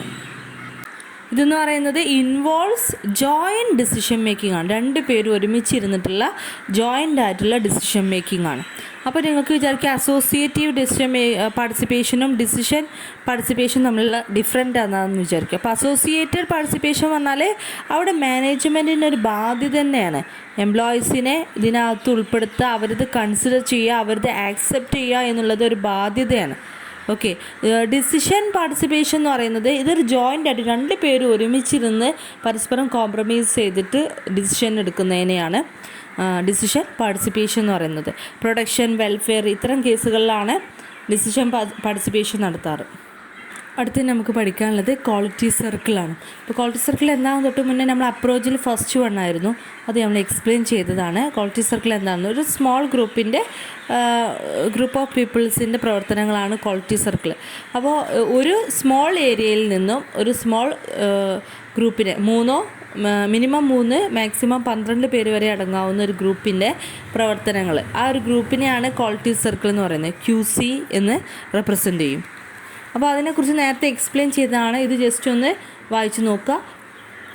ഇവിടെ ഞങ്ങൾക്ക് ക്വാളിറ്റി സർക്കിളിൻ്റെ ഡെഫിനിഷൻ കാണാം. ക്വാളിറ്റി സർക്കിൾ എക്സാമിന് വരും എന്നുള്ളതൊരു കൺഫേമാണ്. സോ ക്വാളിറ്റി സർക്കിളിനെ മറ്റു ആക്ഷൻ സർക്കിൾ എന്ന് പറയാം, എക്സലൻസ് സർക്കിൾ എന്ന് പറയാം, ഹ്യൂമൻ റിസോഴ്സ് സർക്കിൾ എന്ന് പറയാം, പ്രൊഡക്ടിവിറ്റി സർക്കിൾ എന്നും പറയാൻ പറ്റും. അപ്പോൾ ഓരോ ഏരിയകൾക്കും, ഓരോ വർക്കിംഗ് യൂണിറ്റുകൾക്കും ഓരോ ക്വാളിറ്റി സർക്കിളിന് വെക്കുന്ന സമയത്ത് അവിടെയുള്ള എല്ലാ പ്രശ്നങ്ങളും പരിഹരിക്കാനും അവിടുത്തെ ക്വാളിറ്റി ഇൻക്രീസ് ചെയ്യിപ്പിക്കാനൊക്കെ സാധിക്കും. അങ്ങനെ മൊത്തം ക്വാളിറ്റി സർക്കിളിൻ്റെ പ്രവർത്തനം കൊണ്ട് ഒരു ഓർഗനൈസേഷൻ്റെ ഇമ്പ്രൂവ്മെൻറ്റ്, ഗ്രോത്ത്, ഡെവലപ്മെൻറ്റും സാധ്യമാകും. ഓക്കെ, അപ്പോൾ ആ ഡെഫിനിഷൻ ജസ്റ്റ് നിങ്ങളൊന്ന് നോക്കുക. Quality circle are small group of volunteers from the same work areas who meet regularly to identify, analyse and solve quality and related problems in their area of responsibility. കുറച്ച് മുന്നേ നമ്മൾ explain ചെയ്തതാണ് quality സർക്കിളിനെ കുറിച്ച്. Okay, അടുത്തത് നമുക്ക് നോക്കാനുള്ളത് there are different quality circle ടൂൾസുകളെ കുറിച്ചാണ്. ഒരു 3 ടൂൾ അവിടെ പരിചയപ്പെടുത്തുന്നുണ്ട്. ഫസ്റ്റ് വണ്ണാണ് ഇഷിക്കാവ ഡയഗ്രാം. ഇഷിക്കാവ ഡയഗ്രാം നമ്മൾ വേറെ മുന്നൊക്കെ പഠിച്ചതാണ്. ഒരു മീനിൻ്റെ ഷേപ്പിലാണ് അത് വരക്കാറ്. മീനിൻ്റെ ഉൾവശം ബോൺസുകളൊക്കെ ഉൾപ്പെടുത്തിക്കൊണ്ട് അങ്ങനത്തെ ഒരു ഷേപ്പാണ് അതിന്. അപ്പോൾ ഇതിനകത്ത് ഒരു പ്രോബ്ലം ഉണ്ടാകാനുള്ള ഒരുപാട് കേസസുകളെ കുറിച്ച് അവിടെ കാണിക്കുന്ന ഒരു ഡയഗ്രാമാണത്. എന്തെല്ലാം കാരണങ്ങൾ കൊണ്ടാണ് ഒരു പ്രോബ്ലം ഉണ്ടാകുന്നത് അത് കാണിക്കാൻ വേണ്ടിയുള്ള ഒരു ഡയഗ്രാമാണ് ഇഷിക്കാവ ഡയഗ്രാം. ഓക്കെ, അത് ക്വാളിറ്റി സർക്കിൾ യൂസ് ചെയ്യുന്നുണ്ട്. രണ്ടാമത്തെ നമുക്ക് പറയാൻ പറ്റിയ ഒരു ടൂളാണ് പെരേറ്റോ ചാർട്ട്. ഓക്കെ, അപ്പോൾ പെരേറ്റോ ചാർട്ടിൽ അതിൻ്റെ പ്രത്യേകത എന്താണെന്ന് വെച്ചാൽ ബാർ ഡയഗ്രം അതേപോലെ തന്നെ ലൈൻ ചാർട്ടും കൂടി രണ്ടും മിക്സ് ചെയ്തിട്ട് ഉള്ള ഒരു ചാർട്ടാണത്. അതിനകത്ത് ബാർ ഡയഗ്രം ഇങ്ങനെ കാണിക്കും, അതേപോലെ തന്നെ ഒരു ലൈനും ഉണ്ടാവും. ലൈനും ഇൻഡിവിജ്വലിൻ്റെ റെപ്രസെൻ്റ് ചെയ്യുന്ന ലൈൻസും അതിനകത്ത് കാണിക്കും. ഓക്കെ, അപ്പോൾ ഇതിൽ ഡിഫറെൻറ്റ് കോഴ്സസുകൾ അനലൈസ് ചെയ്യുന്നുണ്ട്. അതേപോലത്തെ മൂന്നാമത്തേതാണ് PDCA എന്ന് പറഞ്ഞാൽ plan do check act. W Edwards ആണ് ഇത് കൊണ്ടുവന്നത്. അപ്പോൾ ഇതൊരു സർക്കിളിലാണ് വരച്ച് റെപ്രസെൻ്റ് ചെയ്യുന്നത്. അതിന് 4 വശങ്ങൾ, സർക്കിളിനെ 4 ഡിവിഷൻ ചെയ്തിട്ട് എഴുതാറുണ്ട്. Plan do check act. Okay, അങ്ങനെ ഇത്തരം ടെക്നിക്കുകളും യൂസ് ചെയ്യാറുണ്ട്. ജസ്റ്റ് ഒന്ന് പഠിച്ചു വയ്ക്കാം. ദെൻ ഒബ്ജക്റ്റീവ്സ് ആണ് പഠിക്കാനുള്ളത്. ഒബ്ജക്റ്റീവ്സ് നിങ്ങൾക്ക് ഈസി ആയിട്ട് മനസ്സിലാക്കാൻ സാധിക്കും. കാരണം ഓരോ ഏരിയയിലും ഇപ്പോൾ പ്രൊഡക്ഷൻ്റെ ഒരു യൂണിറ്റിൽ കുറച്ച് ആൾക്കാരെ എടുക്കുക. ഇപ്പോൾ വേറെ എക്സാമ്പിൾ പറയുകയാണെങ്കിൽ നമ്മൾ കോളേജിന് വയസ്സിലാണെങ്കിൽ കൊമേഴ്സ് ഡിപ്പാർട്ട്മെൻറ്റിൽ അല്ലെങ്കിൽ BBAയിൽ കുറച്ചൊരു 3, 4, 5, 6, 12 വരെ പോവാം ആളുകളടങ്ങുന്ന ഒരു ഗ്രൂപ്പ് ഉണ്ടാക്കുക. അവർ നിരന്തരമായിട്ട് ആ ഒരു ഏരിയനെ ഡെവലപ്പ് ചെയ്യാൻ വേണ്ടി ശ്രമിച്ചുകൊണ്ടിരിക്കുകയാണ്. ഓക്കെ, അപ്പോൾ അവിടുത്തെ ഒബ്ജക്റ്റീവ്സ് എന്തൊക്കെയായിരിക്കും? They contribute to the improvement and development of the organisation. അതേപോലെ തന്നെ രണ്ടാമത്തെ പോയിന്റ് പറഞ്ഞാൽ ഹ്യൂമൻ റിലേഷൻ ഇൻക്രീസ് ചെയ്യിപ്പിക്കുന്നു, ജോബ് സാറ്റിസ്ഫാക്ഷൻ ഇൻക്രീസ് ചെയ്യിപ്പിക്കുന്നു. മൂന്നാമത്തെ പോയിന്റ് പറയുന്നത് ഒരു ഇൻഫിനിറ്റ് ആയിട്ടുള്ളൊരു പൊട്ടൻഷ്യൽ നിലനിർത്താനും സാധിക്കുന്നു. അങ്ങനെ നിങ്ങൾക്ക് ഇഷ്ടമുള്ള പോയിന്റ്സുകൾ ഇവിടെ ആഡ് ചെയ്യാൻ സാധിക്കും. കുറച്ച് ലാസ്റ്റിക്ക് ആകുമ്പോൾ നിങ്ങൾക്ക് കാണാൻ സാധിച്ചോ ഈസി ആയിട്ടുള്ള പോയിന്റുകളുണ്ട് അവിടെ, അതൊക്കെ പഠിച്ചു വയ്ക്കുക. Promote job involvement, creative problem solving capabilities, improve communication, promote leadership qualities, promote personal development, develop a great awareness for clearness. അങ്ങനെ തുടങ്ങിയ ഒരുപാട് ഒബ്ജക്റ്റീവ്സുകൾ അവിടെ ഈസി ആയിട്ടുള്ളതുണ്ട്. നിങ്ങൾ അത് ജസ്റ്റ് ഒന്ന് പഠിച്ചു വയ്ക്കുക. പക്ഷെ അതേപോലെ തന്നെ ഇതിൻ്റെ ക്യാരക്ടറിസ്റ്റിക്സ് ഓഫ് ക്വാളിറ്റി സർക്കിൾ പഠിക്കാണ്ട്. അതിനകത്ത് നമുക്കറിയാം സ്മോൾ ഗ്രൂപ്പാണ്, അത് continuous improvement in quality of work, product and service. അവർ അത് ചെക്ക് ചെയ്തുകൊണ്ടിരിക്കുകയാണ്, അതിന് വേണ്ടി പ്രവർത്തിച്ചുകൊണ്ടിരിക്കുകയാണ്. അതുപോലെ തന്നെ ഓട്ടോണമസ് ഓപ്പറേഷനാണ്, സെൽഫ് ഡെവലപ്മെൻ്റ് ആണ്. ഓട്ടോണമസ് ഓപ്പറേഷൻ എന്ന് ഉദ്ദേശിക്കുന്നത് അവർക്ക് ഇഷ്ടമുള്ള രൂപത്തിൽ അവർക്ക് പ്രവർത്തിക്കാം. ആ സർക്കിളുള്ളവർക്ക് അവർക്ക് ഇഷ്ടമുള്ള ഏത് പ്രോബ്ലം സെലക്ട് ചെയ്യുന്നതൊക്കെ അവരുടെ ഇഷ്ടമാണ്, ഫ്രീ ആണ്, free to choose the problem to solve. Okay, അതാണ് ഓട്ടോണമസ് ഓപ്പറേഷൻ എന്ന് പറയുന്നത്. സെൽഫ് ഡെവലപ്മെൻറ്റ് എന്ന് വെച്ചാൽ ആ ഒരു വർക്ക് ഏരിയ മാത്രം ഡെവലപ്പ് ചെയ്യൽ മാത്രമല്ല, ഓരോ ഇൻഡിവിജ്വൽസിൻ്റെയും എബിലിറ്റി പൊട്ടൻഷ്യൽ ഇൻക്രീസ് ചെയ്യിപ്പിക്കുക എന്നുള്ളതും കൂടി അതിനകത്തുണ്ട്. അടുത്ത് നമുക്ക് പഠിക്കാനുള്ളത് ക്വാളിറ്റി സർക്കിൾ മീറ്റിംഗ്സ്. തീർച്ചയായും നമുക്കറിയാം ക്വാളിറ്റി സർക്കിളിൽ കുറച്ച് പേര് അടങ്ങിയിട്ടുണ്ട്. അവരുടെ ആ മീറ്റിംഗ് അവർ കണ്ടക്ട് ചെയ്യുന്ന മീറ്റിംഗ് ആണ് എന്താ പറയുന്നത്, ക്വാളിറ്റി സർക്കിൾ മീറ്റിംഗ് എന്ന് പറയുന്നത്. അത് ഇതിനകത്തോടെ പറയുന്നുണ്ട് വൺസ് എ വീക്ക്, ഒരു വീക്കിൽ ഒരു പ്രാവശ്യമെങ്കിലും അങ്ങനെ കണ്ടിന്യൂസ് ആയിട്ട് റെഗുലറായിട്ട് ആ ഒരു മീറ്റിംഗ് വെക്കണം എന്നാണ്. ഓക്കെ, അപ്പോൾ 1 മണിക്കൂർ വരെ ദൈർഘ്യമുള്ള മീറ്റിംഗ് ആവാം. മീറ്റിങ്ങിൽ നടക്കുന്ന കുറച്ച് ആക്ടിവിറ്റികളാണ് ഇവിടെ കൊടുത്തിട്ടുള്ളത്. അപ്പോൾ ഐഡൻറ്റിഫൈ എ തീം, ഫസ്റ്റ് എന്ത് പ്രോബ്ലം ഐഡൻറ്റിഫൈ ചെയ്യുക, പിന്നീട് അനലൈസ് ചെയ്യുക. പ്രോബ്ലം അനലൈസ് ചെയ്യാൻ വേണ്ട ട്രെയിനിങ് ആ ക്വാളിറ്റി സർക്കിളിലുള്ള ആളുകൾക്ക് കൊടുക്കുക. ദെൻ അനലൈസ് പ്രോബ്ലം അനലൈസ് ചെയ്യുന്നു. Preparing recommendations for implementing solutions, follow up, then prepare for the presentation to the management. Okay, അങ്ങനെ അവർ ഒരു സജഷനിലെത്തിയതിന് ശേഷം മാനേജ്മെൻറ്റിന് എന്ത് ചെയ്യുക, അത് സബ്മിറ്റ് ചെയ്യുന്നു. ഓക്കെ, ഇനി അടുത്ത് നമുക്ക് പഠിക്കാനുള്ളത് what quality circle are not, അതായത് മിസ്കൺസെപ്റ്റുകൾ. ഫസ്റ്റ് വൺ ആണ് quality circle do not tackle just quality problems മാത്രമല്ല ക്വാളിറ്റി സർക്കിൾ ഹാൻഡിൽ ചെയ്യുന്നത്. സെക്കൻഡ് വൺ ആണ് ക്വാളിറ്റി സർക്കിൾ എന്ന് പറയുന്നത് ഒരു പ്രൊഡക്റ്റ് കമ്മിറ്റിയോ ജോയിൻറ്റ് പ്ലാൻ കൗൺസിലോ വർക്ക് കമ്മിറ്റിയോ അതേപോലെ ക്വാളിറ്റി അഷുറൻസ് ഡിപ്പാർട്ട്മെൻറ്റോ സജഷൻ സ്കീമോ ഒന്നുമല്ല. അതൊരു സെപ്പറേറ്റ് സർക്കിളാണ്, അല്ലെങ്കിൽ ഒരു ഗ്രൂപ്പാണ്. തേർഡ് വൺ ആണ് quality circle do not change the existing organizational structure, chain of command. അതിലൊന്നും ക്വാളിറ്റി സർക്കിൾ വരുന്നതോട് കൂടി ചേഞ്ചുകളൊന്നും വരുന്നില്ല. ഫോർത്ത് വൺ ആണ് quality circle are not a forum for grievances or a springboard for demand. ഒരു കാരണവശാലും quality സർക്കിളിൻ്റെ പരിപാടി എന്ന് വെച്ചാൽ തർക്കങ്ങൾ തീർക്കുക, അതിനെക്കുറിച്ചുള്ള പരിപാടികളൊന്നുമല്ല. അവിടുത്തെ ഡെവലപ്മെൻറ്റ് ചെയ്യാനുള്ള അവിടുത്തെ പ്രോബ്ലംസ് മനസ്സിലാക്കി എന്ത് ചെയ്യുക, സജഷൻസ് കാര്യങ്ങളൊക്കെ മാനേജ്മെൻറ്റിന് കൊടുക്കുക എന്നുള്ളതാണ്. ഈ ഫോറം ഫോർ ഗ്രീവൻസ് പറഞ്ഞാൽ ഒരു കോടതിയായിട്ട്, ഗ്രീവൻസ് തർക്കങ്ങൾ തീർക്കാനുള്ള ഒരു കോടതിയായി പ്രവർത്തിക്കുക, അതൊന്നുമല്ല ക്വാളിറ്റി സർക്കിൾ എന്ന് പറയുന്നത്. ഓക്കെ, അപ്പോൾ ഇതൊക്കെ ഞാൻ ഈ പറയുന്ന പോയിന്റുകളൊക്കെ ക്വാളിറ്റി സർക്കിളിനെ കുറിച്ചുള്ള തെറ്റിദ്ധാരണകളാണ്. ഓക്കെ, ദെൻ അടുത്തത് അതുപോലെ 2-3 പോയിന്റ്സ് പറയുന്നത് ജസ്റ്റ് ഒന്ന് വായിച്ച് നോക്കുക കേട്ടോ. അതുപോലെ തന്നെ ഇനി നമുക്ക് പഠിക്കാനുള്ളത് pitfalls and problems of quality സർക്കിളാണ്. എന്തെല്ലാം ലിമിറ്റേഷൻസ് ആണ് ഒരു ക്വാളിറ്റി സർക്കിളിനുള്ളത്? First one, lack of faith in and support quality circle activities among management personnel. ഒരു മാനേജ്മെൻറ്റുകളുടെ ഇടയിൽ ക്വാളിറ്റി സർക്കിളിലെ ആളുകൾക്ക് അത്ര തന്നെ സപ്പോർട്ടും കാര്യങ്ങളും കൊടുത്തിട്ടില്ലെങ്കിൽ അത് ഫെയിലാക്കും. ഓക്കെ, അതുപോലെ തന്നെ lack of interest and incompetence of leaders.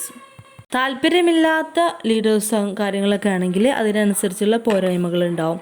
അതുപോലെ തന്നെ misunderstanding among middle level executives.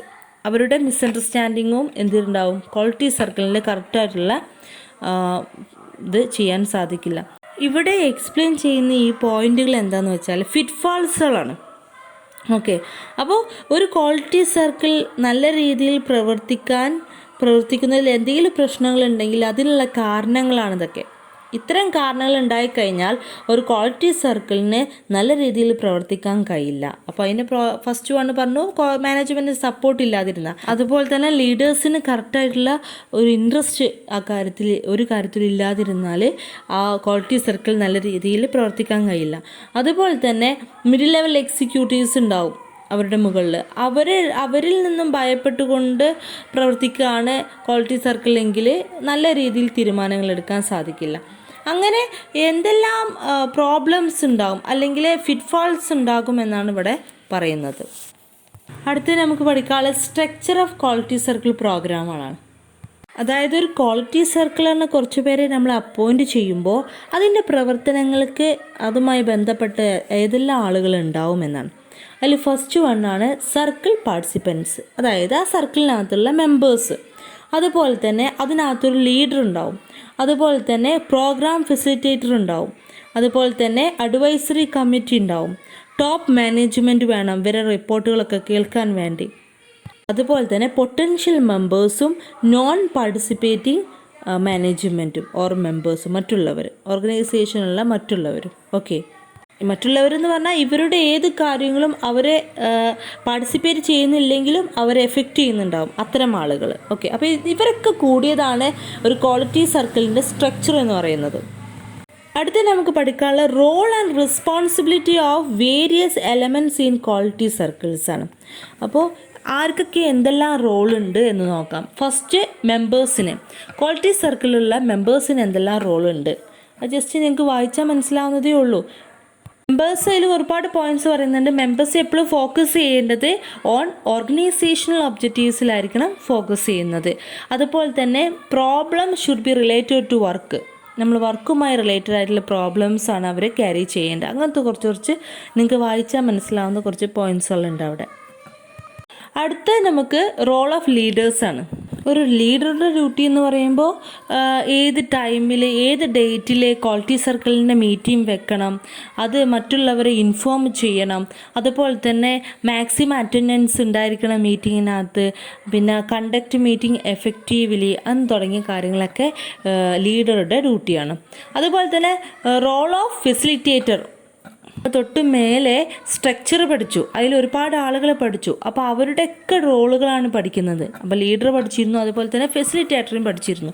അപ്പോൾ ഫെസിലിറ്റേറ്ററുടെ റോൾ എന്താണെന്ന് വെച്ചാൽ ക്വാളിറ്റി സർക്കിളിനെയും മാനേജ്മെൻറ്റിനെയും കണക്ട് ചെയ്യിപ്പിക്കുന്നത് ഈ ഫെസിലിറ്റേറ്ററാണ്. അതുപോലെ തന്നെ വർക്കിൽ ഡിഫറെൻ്റ് ആയിട്ടുള്ള ക്വാളിറ്റി സർക്കിളിലെ ആളുകളുടെ ലീഡേഴ്സിനെയൊക്കെ കോർഡിനേറ്റ് ചെയ്യുന്നത് ഈ ഫെസിലിറ്റേറ്ററാണ്. അതുപോലെ തന്നെ act as A resource person ആയിട്ട് ആക്ട് ചെയ്യുന്നുണ്ട്. ലീഡേഴ്സിനെയും ക്വാളിറ്റി സർക്കിളിലെ മെമ്പേഴ്സിനെയൊക്കെ മോട്ടിവേറ്റ് ചെയ്യുക, അത്തരം പ്രവർത്തനങ്ങളൊക്കെയാണ് ഫെസിലിറ്റേറ്റർ. ഓക്കെ, അടുത്ത പഠിക്കാനുള്ള റോള് സ്റ്റിയറിംഗ് കമ്മിറ്റീൻ്റെ അല്ലെങ്കിൽ മാനേജ്മെൻറ്റിൻ്റെ റോൾ എന്താണെന്നുള്ളത്. ഒരു ക്വാളിറ്റി സർക്കിളിനെ അനൗൺസ് ചെയ്യുന്നത് വരെ മാനേജ്മെൻറ്റാണ്. അതുപോലെ തന്നെ ഫുൾ സപ്പോർട്ട്, അവർക്ക് വേണ്ട എല്ലാവിധ സപ്പോർട്ട് നൽകുന്നത്. അതുപോലെ തന്നെ പ്രൊവൈഡ് ലീഡർഷിപ്പ് ആൻഡ് ഗൈഡൻസ്. അതുപോലെ തന്നെ design the opportunity for presentations by the quality circle. അതുപോലെ തന്നെ പ്ലാൻ ഔട്ട് ചെയ്യുക, എക്സിക്യൂട്ട് ചെയ്യുക ഡിഫറെൻറ്റ് ട്രെയിനിങ് പ്രോഗ്രാംസുകളൊക്കെ. പെർഫോമൻസ് എങ്ങനെയാണെന്നുള്ള അതിൻ്റെ റിവ്യൂ കൊടുക്കുക, അവർക്ക് അവരുടെ എഫക്റ്റീവ്നെസ്സൊക്കെ മെഷർ ചെയ്യുക, അങ്ങനെ തുടങ്ങിയ കാര്യങ്ങളൊക്കെ മാനേജ്മെൻറ്റ് ഓർ സ്റ്റിയറിംഗ് കമ്മിറ്റീൻ്റെ റോളാണ്. അടുത്ത് നമുക്ക് പഠിക്കാനുള്ളത് ഓപ്പറേഷൻസ് ഓഫ് ക്വാളിറ്റി സർക്കിളാണ്. ഇങ്ങനെ ഒരു ക്വാളിറ്റി സർക്കിൾ ഉണ്ടാക്കിയെടുക്കുക, ഓപ്പറേറ്റ് ചെയ്യാം. ഓക്കെ, ഫസ്റ്റ് വണ്ണാണ് appointment of steering committee, facilitator and quality circle team leader. അവരെയാണ് ആദ്യം അപ്പോയിൻറ്റ് ചെയ്യുന്നത്. Then formation of quality circles, നോമിനേഷനിലൂടെയോ അല്ലെങ്കിൽ വളണ്ടറിലി എൻറോൾമെൻറ്റിലൂടെയോ ഒക്കെ മെമ്പേഴ്സിനെ നമുക്ക് സെലക്ട് ചെയ്യാം. ദെൻ അവർക്ക് ട്രെയിനിങ് കൊടുക്കുന്നു. പാർട്ടിസിപ്പേറ്റ് ചെയ്യാത്ത മറ്റു അംഗങ്ങൾക്കും ട്രെയിനിങ് കൊടുക്കുന്നു. അവരുടെ പ്രവർത്തനം തുടങ്ങുകയാണ്, അതായത് അവർ പ്രോബ്ലംസ് കണ്ടെത്തുന്നു. പല വഴിയിലൂടെ അല്ലെങ്കിൽ ടെക്നിക്സുകൾ യൂസ് ചെയ്തുകൊണ്ട് അതിന് സൊല്യൂഷൻ കണ്ടെത്തുന്നു. കണ്ടെത്തിയ സൊല്യൂഷൻ മാനേജ്മെൻറ്റിൻ്റെ മുന്നിൽ അവതരിപ്പിക്കുന്നു. അത് ഇവാലുവേറ്റ് ചെയ്യുന്നു. ഇവാലുവേറ്റ് പറഞ്ഞാൽ അവരുടെ ആ ഒരു ഇതിനെ അവാർഡ് എന്നുള്ള രൂപത്തിൽ റെക്കഗ്നിഷൻ അവർ തിരിച്ചറിയുന്നു, അവരുടെ ആ ഒരു കഴിവിനെ തിരിച്ചറിയുന്നു അല്ലെങ്കിൽ ഇവാലുവേറ്റ് ചെയ്യുന്നു. ഓക്കെ, അതുവരെയാണ് ഇതിൻ്റെ ആ ഒരു ഓപ്പറേഷൻ സ്ട്രക്ചർ. അടുത്ത നമുക്ക് പഠിക്കാനുള്ളത് code of content for quality circle. Code of conduct എന്ന് പറഞ്ഞാൽ എന്തെല്ലാം റൂൾ ആൻഡ് റെസ്പോൺസിബിലിറ്റീസുകൾ ക്വാളിറ്റി സർക്കിളിനകത്ത് ഉണ്ട് എന്നുള്ളതാണ്. അതിൽ first one, attend all meeting at the time, listen to show respect for the viewers of the other members. പിന്നെ ഉണ്ടാക്കി എഴുതാവുന്ന പോയിൻറ്റ്സുകൾ മാത്രമേ ഇതിനകത്തുള്ളൂ. Make other feel a part of the group, citizen ideas not persons എന്ന് തുടങ്ങിയ നല്ല നല്ല ക്വാളിറ്റികളൊക്കെ ഇവിടെ എഴുതാൻ സാധിക്കും. അപ്പോൾ അടുത്ത അത് വളരെ ഈസിയാണ്, ജസ്റ്റ് വായിച്ചു നോക്കിയാൽ തന്നെ നിങ്ങൾക്ക് കിട്ടും. ദെൻ അടുത്ത് നിങ്ങൾക്ക് പഠിക്കാനുള്ളത് problem solving tools and techniques used by quality സർക്കിളാണ്. ടൂൾസ് ആൻഡ് ടെക്നിക്സുകളാണ് ഓരോ പ്രോബ്ലം സോൾവ് ചെയ്യാൻ വേണ്ടി അവർ യൂസ് ചെയ്യുന്നത്. ടൂൾസ് നമുക്ക് കുറച്ച് മുന്നേ നമ്മൾ 3 ടൂൾസ് പഠിച്ചിരുന്നു. ആ ടൂൾസ് തന്നെ ഇവിടെ എക്സ്പ്ലെയിൻ ചെയ്യുന്നത്. അപ്പോൾ ഫസ്റ്റ് വൺ, സ്ട്രാറ്റിഫിക്കേഷൻ. മൊത്തം പോപ്പുലേഷനെ ഡിവിഷൻ ചെയ്ത് കണ്ട് നമ്മൾ അതിൻ്റെ പ്രോബ്ലംസ് കണ്ടെത്തുകയും സോൾവ് ചെയ്യുകയൊക്കെ ചെയ്യുന്നതിന് ആ ഒരു മെത്തേഡ്. സ്ട്രാറ്റിഫൈഡ് പറഞ്ഞാൽ ഗ്രൂപ്പായി തിരിച്ചിട്ട്, ഇപ്പോൾ പഞ്ചായത്ത് വൈസ്, അത് സ്റ്റേറ്റ് വൈസ്, അങ്ങനെ ഗ്രൂപ്പായി തിരിച്ചിട്ട്, അതായത് ഒരു ചെറിയ ഏരിയ ഉള്ളൂ ക്വാളിറ്റി സർക്കിളിനെ അനലൈസ് ചെയ്യാൻ, ചെറിയ ഏരിയ ഉണ്ടാവുള്ളൂ. ആ ഏരിയ തന്നെ സ്ട്രാറ്റിഫൈ ചെയ്ത് ഗ്രൂപ്പായി തിരിച്ചുകൊണ്ട് ഡാറ്റ കളക്ട് ചെയ്ത് ആ പ്രോബ്ലം സോൾവ് ചെയ്യുന്ന ആ രീതിയാണ് സ്ട്രാറ്റിഫിക്കേഷൻ എന്ന് പറയുന്നത്. നിങ്ങൾ റിസർച്ചിനകത്ത് അല്ലെങ്കിൽ പ്രൊജക്റ്റിനകത്ത് ചെയ്യുമ്പോൾ സ്ട്രാറ്റിഫൈഡ് മെത്തേഡ് ഉണ്ട്, സാമ്പിൾ സെലക്ട് ചെയ്യാനുള്ളത്. ആ ഒരു മെത്തേഡ് തന്നെയാണ് അവിടെ. പിന്നെ രണ്ടാമത് നമ്മൾ പെരട്ടോ ഡയഗ്രാംസിനെ കുറിച്ച് എക്സ്പ്ലെയിൻ ചെയ്ത് കഴിഞ്ഞു. മൂന്നാമത് കോസ് ആൻഡ് എഫക്റ്റ് ഡയഗ്രാം, അതാണ് ഇഷിക്കാവ ഡയഗ്രാം, നമ്മൾ പഠിച്ചല്ലോ കുറച്ച് മുന്നേ അത്.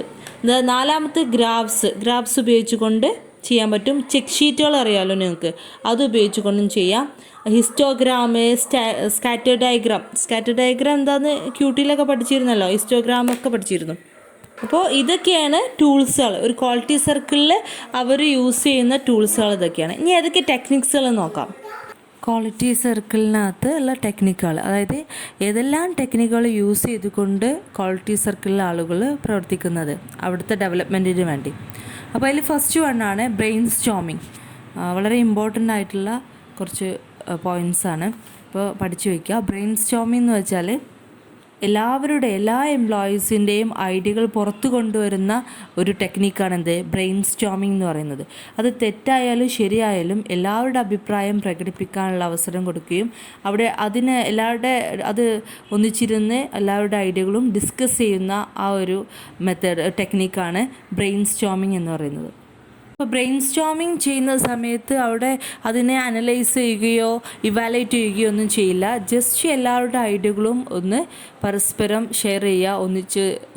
അതായത് ഇവിടെ പറയുന്നുണ്ട്, the purpose of brainstorming is to bring everyone's idea out. എല്ലാവരുടെ ഐഡിയയും ഒന്ന് പുറത്ത് കൊണ്ടുവരിക എന്നുള്ള, എല്ലാവരുടെ കാഴ്ചപ്പാട് മനസ്സിലാക്കാൻ വേണ്ടിയാണ് ഈ ബ്രെയിൻ സ്റ്റോമിങ് ചെയ്യുന്നത്. അപ്പോൾ നമ്മൾ ക്ലാസ് റൂമിലൊക്കെ ബ്രെയിൻ സ്റ്റോമിങ് ചെയ്യാറുണ്ട്. എന്തെങ്കിലും കാര്യം പറയുമ്പോൾ എന്താ കമ്പ്യൂട്ടർ എന്ന് ചോദിക്കുക. അപ്പോൾ കമ്പ്യൂട്ടർ ചോദിക്കുമ്പോൾ എല്ലാവർക്കും വ്യത്യസ്തമായിട്ടുള്ള ആൻസറുകളായിരിക്കും ഉണ്ടായിരിക്കുക. അപ്പോൾ അത് എല്ലാം കൂടി നമ്മൾ ഇവാലുവേറ്റ് ചെയ്യുന്നില്ല. ചിലപ്പോൾ ചിലത് തെറ്റായിരിക്കാം, ചിലപ്പോൾ ശരിയായിരിക്കാം. പക്ഷേ എല്ലാവരുടെയും കാഴ്ചപ്പാടുകൾ മനസ്സിലാക്കുക എന്നുള്ളതാണ് ഈ ബ്രെയിൻ സ്റ്റോമിങ് കൊണ്ട് ഉദ്ദേശിക്കുന്നത്. അടുത്ത ടെക്നിക്കാണ് വൈ അപ്രോച്ച്. ഈ വൈ അപ്രോച്ച് കൊണ്ട് ഉദ്ദേശിക്കുന്നത് ഏതൊരു പ്രോബ്ലത്തിൻ്റെയും റൂട്ട് കണ്ടെത്തുക എന്നുള്ളതാണ്. അപ്പോൾ രോഗത്തെയല്ല, രോഗകാരണത്തെയാണ് ചികിത്സിക്കേണ്ടതെന്നുള്ള ആ ഒരു മെത്തേഡ്. Okay, Y approach. അപ്പോൾ എന്ത് സംഭവിച്ചാലും അതിന് കാരണം എന്താ, എന്തുകൊണ്ടത് സംഭവിച്ചു, എന്തുകൊണ്ട് ആ പ്രോബ്ലം സംഭവിച്ചു, എന്താണ് ആ പ്രോബ്ലത്തിന് കാരണം, അങ്ങനെ കാരണം കണ്ടെത്തുന്ന ഒരു ടെക്നിക്ക്. അതിലൂടെ അത്തരം ഒരു ടെക്നിക്ക് യൂസ് ചെയ്യാണ് ക്വാളിറ്റി സർക്കിളിലുള്ള ആളുകൾ. അതാണ് വൈ അപ്രോച്ച് എന്ന് പറയുന്നത്. തേർഡ് വണ്ണാണ് അഫിനിറ്റി ഡയഗ്രാം. അഫിനിറ്റി ഡയഗ്രാം പറഞ്ഞാൽ റിലേറ്റഡ് ആയിട്ടുള്ള ഡാറ്റകൾ കോർത്തിണക്കിക്കൊണ്ട് ഇങ്ങനെ ഉണ്ടാക്കുന്ന ഡയഗ്രാമാണ്. നമ്മൾക്ക് സാധാരണ വരയ്ക്കുന്നതാണ്. അപ്പോൾ ഏതൊരു പ്രോബ്ലം ഉണ്ടെങ്കിലും ആ പ്രോബ്ലത്തെ ക്ലാരിഫൈ ചെയ്യാൻ വേണ്ടി, അതിനെ കൂടുതൽ മനസ്സിലാക്കാൻ വേണ്ടിയുള്ള ഒരു ടൂളാണ് അഫിനിറ്റി ഡയഗ്രാം എന്ന് പറയുന്നത്. ഒരുപാട് ഐഡിയകൾ അല്ലെങ്കിൽ ഒരുപാട് ഡാറ്റകൾ കോർഡിനേറ്റ് ചെയ്തുകൊണ്ട് ഇങ്ങനെ വരച്ച് കാണിക്കും. ഓക്കെ, അപ്പോൾ നിങ്ങൾ നെറ്റിലൊക്കെ അടിച്ച് നോക്കിയാൽ നിങ്ങൾക്ക് അതിൻ്റെ ഷേപ്പും കാര്യങ്ങളും മനസ്സിലാക്കാൻ സാധിക്കും. ഫോർത്ത് വണ്ണാണ് 5S കൺസെപ്റ്റ്. ഈ 5S എന്ന് ഉദ്ദേശിക്കുന്നത് ഒരു ജാപ്പനീസ് വേർഡ്സുകളാണ്. ഈ എസ് 5S വെച്ചിട്ടുള്ള ജാപ്പനീസ് വേർഡുകൾ അടങ്ങിയിട്ടുള്ള ഒരു ടെക്നിക്കാണ്. ഓക്കെ, അപ്പോൾ ഏതൊക്കെയാണ് 5 ജാപ്പനീസ് വേർഡുകൾ എന്ന് ഇവിടെ പറയുന്നില്ല, അത് ഞാൻ ജസ്റ്റ് പറയാം. ഫസ്റ്റ് വണ്ണാണ് സെരി. സെരി എന്ന് പറയുന്നത് ആവശ്യമില്ലാത്ത ഏത് കാര്യമായാലും ആവശ്യമില്ലാത്തത് മാറ്റിക്കാണ്ട് ആവശ്യമുള്ളത് മാത്രം എടുക്കുന്ന ഇതിനെയാണ് സെരി എന്ന് പറയുന്നത്. അതായത് ഓർഗനൈസ് ചെയ്ത് വയ്ക്കുക, ഒരു ഒരു ഒരു ചിട്ടയോട് കൂടി അടുക്കി വെക്കുന്നതിനെയാണ് ശരി എന്ന് പറയുന്നത്.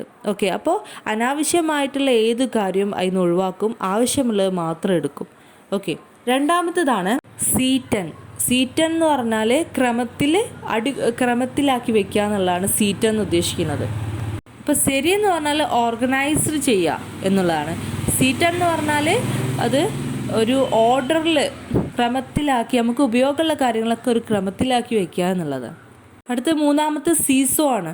സീസോ എന്ന് പറഞ്ഞാൽ വൃത്തിയാക്കി സൂക്ഷിക്കുക എന്നുള്ളത്. ഫോർത്ത് വണ്ണാണ് സിക്കേസു. സിക്കേസു എന്ന് പറഞ്ഞാൽ ഒരു മാനദണ്ഡപ്പെടുത്തുക എന്നൊക്കെയാണ് അതിൻ്റെ മീനിങ് വരുന്നത്. അപ്പോൾ ഒരു ദിനം പ്രതി വളരെ നല്ല രീതിയിൽ ദിവസവും, അതായത് ചിട്ടയാർന്ന രൂപത്തിൽ അത് കണ്ടിന്യൂ ചെയ്ത് കൊണ്ടുവരിക എന്ന് വേണമെങ്കിൽ നമുക്ക് പറയാം. ഫിഫ്ത്ത് വണ്ണാണ് ഷിറ്റ്സുക്ക്. ഷിറ്റ്സുക്ക് എന്ന് പറഞ്ഞാൽ അച്ചടക്കം നിലനിർത്തി കൊണ്ടുവരിക. അതായത് നമ്മൾ ചെയ്യുന്ന ഇപ്പം മേലെ പറഞ്ഞ കുറേ ചിട്ടയാർന്ന കാര്യങ്ങളുണ്ടല്ലോ, അതൊക്കെ അതിൻ്റേതായ രൂപത്തിൽ നിലനിർത്തി കൊണ്ടുവരിക എന്നുള്ളതാണ് ഷിറ്റ്സുക്ക് കൊണ്ട് മീൻ ചെയ്യുന്നത്. അപ്പോൾ ഇത് ജസ്റ്റ് നിങ്ങളൊന്ന് പഠിച്ചു വയ്ക്കുക. ഇതിനകത്ത് അങ്ങനെ ഇത്രയും വിശദമായിട്ട് പഠിക്കേണ്ട ആവശ്യമില്ല, എന്നാലും നിങ്ങൾ അറിഞ്ഞിരിക്കുക 5As എന്തൊക്കെയാണ് എന്നുള്ളത്.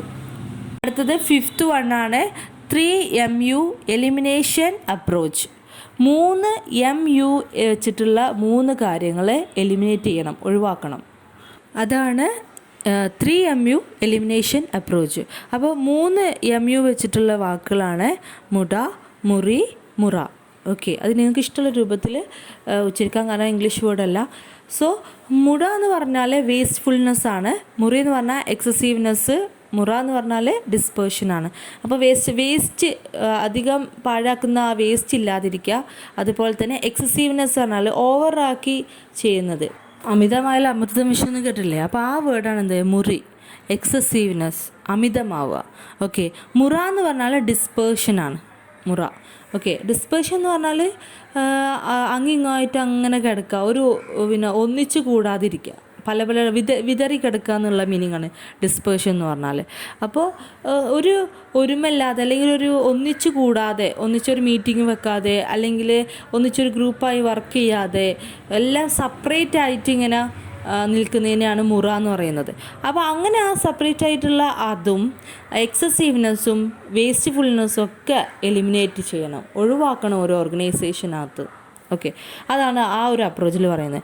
അടുത്തത് 6th വൺ 5W1H, അതായത് 5W വെച്ചിട്ടുള്ള 5 കാര്യങ്ങളും 1 H വെച്ചിട്ടുള്ള കാര്യവും ഇവിടെ കൺസിഡർ ചെയ്യുന്നുണ്ട്. ഓക്കെ, അപ്പോൾ ഇവിടെ എന്ന് വെച്ചാൽ 5W വെച്ചിട്ടുള്ള കാര്യങ്ങളാണ് വാട്ട്, വെന്ന്, വേറെ, ഹൂ, വൈ എന്നുള്ള കാര്യങ്ങൾ. അപ്പോൾ ഇതൊക്കെ അവിടെ നോക്കുന്നുണ്ട്. അതുപോലെ തന്നെ H വെച്ചിട്ടുള്ള ഒരു കാര്യമാണ് ഹൗ. അങ്ങനെ ഈ what, when, where, who, why, how ഒരു ഫാക്റ്റ് കറക്റ്റ് ചെയ്യാൻ വേണ്ടി അല്ലെങ്കിൽ പ്രോബ്ലം തീർക്കാൻ വേണ്ടി ആദ്യം നമ്മൾ ഇത്തരം ക്വസ്റ്റ്യനുകളൊക്കെ ആൻസർ ചെയ്യണം. എന്തുകൊണ്ട്, എങ്ങനെ, എപ്പോൾ, സാധാരണ ഇൻവെസ്റ്റിഗേഷനൊക്കെ നടത്തുന്നവർ ഉള്ള ടെക്നിക്കാണിത് അല്ലേ. ഈ പിന്നെ ക്വസ്റ്റ്യന് ഹൗ, എങ്ങനെ, ഈ ക്വസ്റ്റ്യനൊക്കെ ആൻസർ ചെയ്ത് കഴിയുമ്പോൾ നമുക്ക് we get a clear idea about that fact or problem. Okay, അത് ആ ടെക്നിക്കാണ്. അത് ലാസ്റ്റാണ് നോക്കട്ടെ, ഒരു മിനിറ്റ്. ഓക്കെ, ലാസ്റ്റ് ടെക്നിക്കാണ് 4M1E. എം വെച്ചിട്ട് 4 കാര്യങ്ങളുണ്ട്, ഇ വെച്ചിട്ട് ഒരു കാര്യമുണ്ട്. അപ്പോൾ എം വെച്ചിട്ടുള്ള 4 കാര്യങ്ങളാണ് മാൻ, മെഷീനറി, മെറ്റീരിയൽ, മെത്തേഡ്. ഇ വെച്ചിട്ടുള്ള ഒരു കാര്യമാണ് എൻവിറോൺമെൻറ്റ്. നിങ്ങൾക്ക് പറഞ്ഞു തരേണ്ട ആവശ്യമില്ല, സാധാരണ 4M എല്ലായിടത്തും ഉള്ളതാണ്. പ്രൊഡക്ഷന് വേണ്ട 5 എലമെൻസുകളാണിത്. ഈ എലമെൻസിനെ കൂടുതൽ കൺസിഡർ ചെയ്തിട്ടുള്ള ഒരു ടെക്നിക്കാണ് 4M1E എന്ന് പറയുന്നത്. ഓക്കെ, അടുത്ത നമുക്ക് പഠിക്കാനുള്ളത് ന്യൂ ക്വാളിറ്റി സർക്കിൾ ടൂൾസുകളാണ്. നമ്മൾ ഒരുപാട് ടൂൾസ് പഠിച്ചു, അതിൻ്റെ കൂടെ ആഡ് ചെയ്യേണ്ട ഒരു 7 ടൂൾസും കൂടി ഉണ്ട്. അതിലൊന്നാണ് relations diagram, affinity diagram, systematic diagram, matrix diagram, matrix data analysis diagram, PDPC അതായത് പ്രോസസ് ഡിസിഷൻ പ്രോഗ്രാം ചാർട്ട്, അതേപോലെ തന്നെ ആരോ ഡയഗ്രാം. ഇത് എന്താണെന്നുള്ളത് വിശദമായിട്ട് നിങ്ങൾക്ക് പഠിക്കാനുള്ള, ജസ്റ്റ് ഈ പേരുകൾ പഠിച്ചു വയ്ക്കുക. കൂടുതൽ അറിയണം എന്നുള്ളവർക്ക് ജസ്റ്റ് ഇതിനെക്കുറിച്ച് എക്സ്പ്ലനേഷൻ വേണമെന്നുള്ളവർ എന്ത് ചെയ്യുക, ഈ ഡയഗ്രത്തിൻ്റെ പേര് അടിച്ചു കൊടുക്കുക, അതിന് ഇമേജ് എടുക്കുക. ഇമേജ് കണ്ടാൽ തന്നെ ഇതിൻ്റെ ഡിഫറൻസ് മനസ്സിലാവും, എങ്ങനെയാണിത് വരക്കുന്നത് എന്നുള്ള ആ ഒരു സ്ട്രക്ചറാണ് ഇതിൻ്റെ മെയിൻ ഇമ്പോർട്ടൻ്റ് ആയിട്ടുള്ള പോയിന്റ് എന്ന് പറഞ്ഞാൽ. അത് ജസ്റ്റ് ഒന്ന് മനസ്സിലാക്കുക. Then benefits of QC. Quality സർക്കിളിൻ്റെ ബെനിഫിറ്റ്സുകൾ എന്തൊക്കെയാണ് നോക്കാം. Self development, promote leadership qualities among participants, recognition, achievement, satisfaction. നിങ്ങൾക്ക് അറിയാവുന്ന പോയിൻറ്റ്സുകൾ മാത്രമേ അതിനകത്തുള്ളൂ, ജസ്റ്റ് നോക്കുക. ദെൻ നമുക്ക് പഠിക്കാനുള്ളത് ക്വാളിറ്റി സർക്കിളിൻ്റെ പ്രോസസ്സുകളാണ്. ക്വാളിറ്റി സർക്കിളിൻ്റെ പ്രോസസ്സ് കുറച്ച് മുന്നേ നമ്മൾ കുറച്ചുകൂടി വിശദമായിട്ട് വൃത്തിയിൽ പഠിച്ചതാണ്. സോ നമുക്ക് ഇവിടെ പഠിക്കാനുള്ളത് ക്വാളിറ്റി സർക്കിളിൻ്റെ പ്രോസസ്സുകൾ എഫക്റ്റീവ് ആക്കാൻ വേണ്ടിയുള്ള ഫാക്ടേഴ്സുകളാണ്. ഓക്കെ, അപ്പോൾ ചില ഫാക്ടേഴ്സുകൾ നമ്മൾ കൺസിഡർ ചെയ്താൽ ക്വാളിറ്റി സർക്കിളിൻ്റെ പ്രോസസ്സ് നമുക്ക് കുറച്ചുകൂടി ഈസി ആക്കാം, നല്ലതാക്കാം. അപ്പോൾ 5 ഫാക്ടേഴ്സുകളാണ് അതിനകത്തുള്ളത്. First one, all members should be accepted that there is more than one way to solve a problem successfully. Okay, അപ്പോൾ ഒന്നിൽ കൂടുതൽ വേകളുണ്ടാകും ഒരു പ്രോബ്ലം സോൾവ് ചെയ്യാൻ വേണ്ടി. അത് എന്ത് ചെയ്യണം, എല്ലാ മെമ്പേഴ്സും ആക്സെപ്റ്റ് ചെയ്യണം അങ്ങനെ ഒരു തീമിനെ. Second one, all members to be encouraged to clarify and build on each other ideas. പരസ്പരം എല്ലാവരുടെ ഐഡിയകളും കൺസിഡർ ചെയ്യണം, അതിനെ എൻകറേജ് ചെയ്യണം. ഓക്കെ.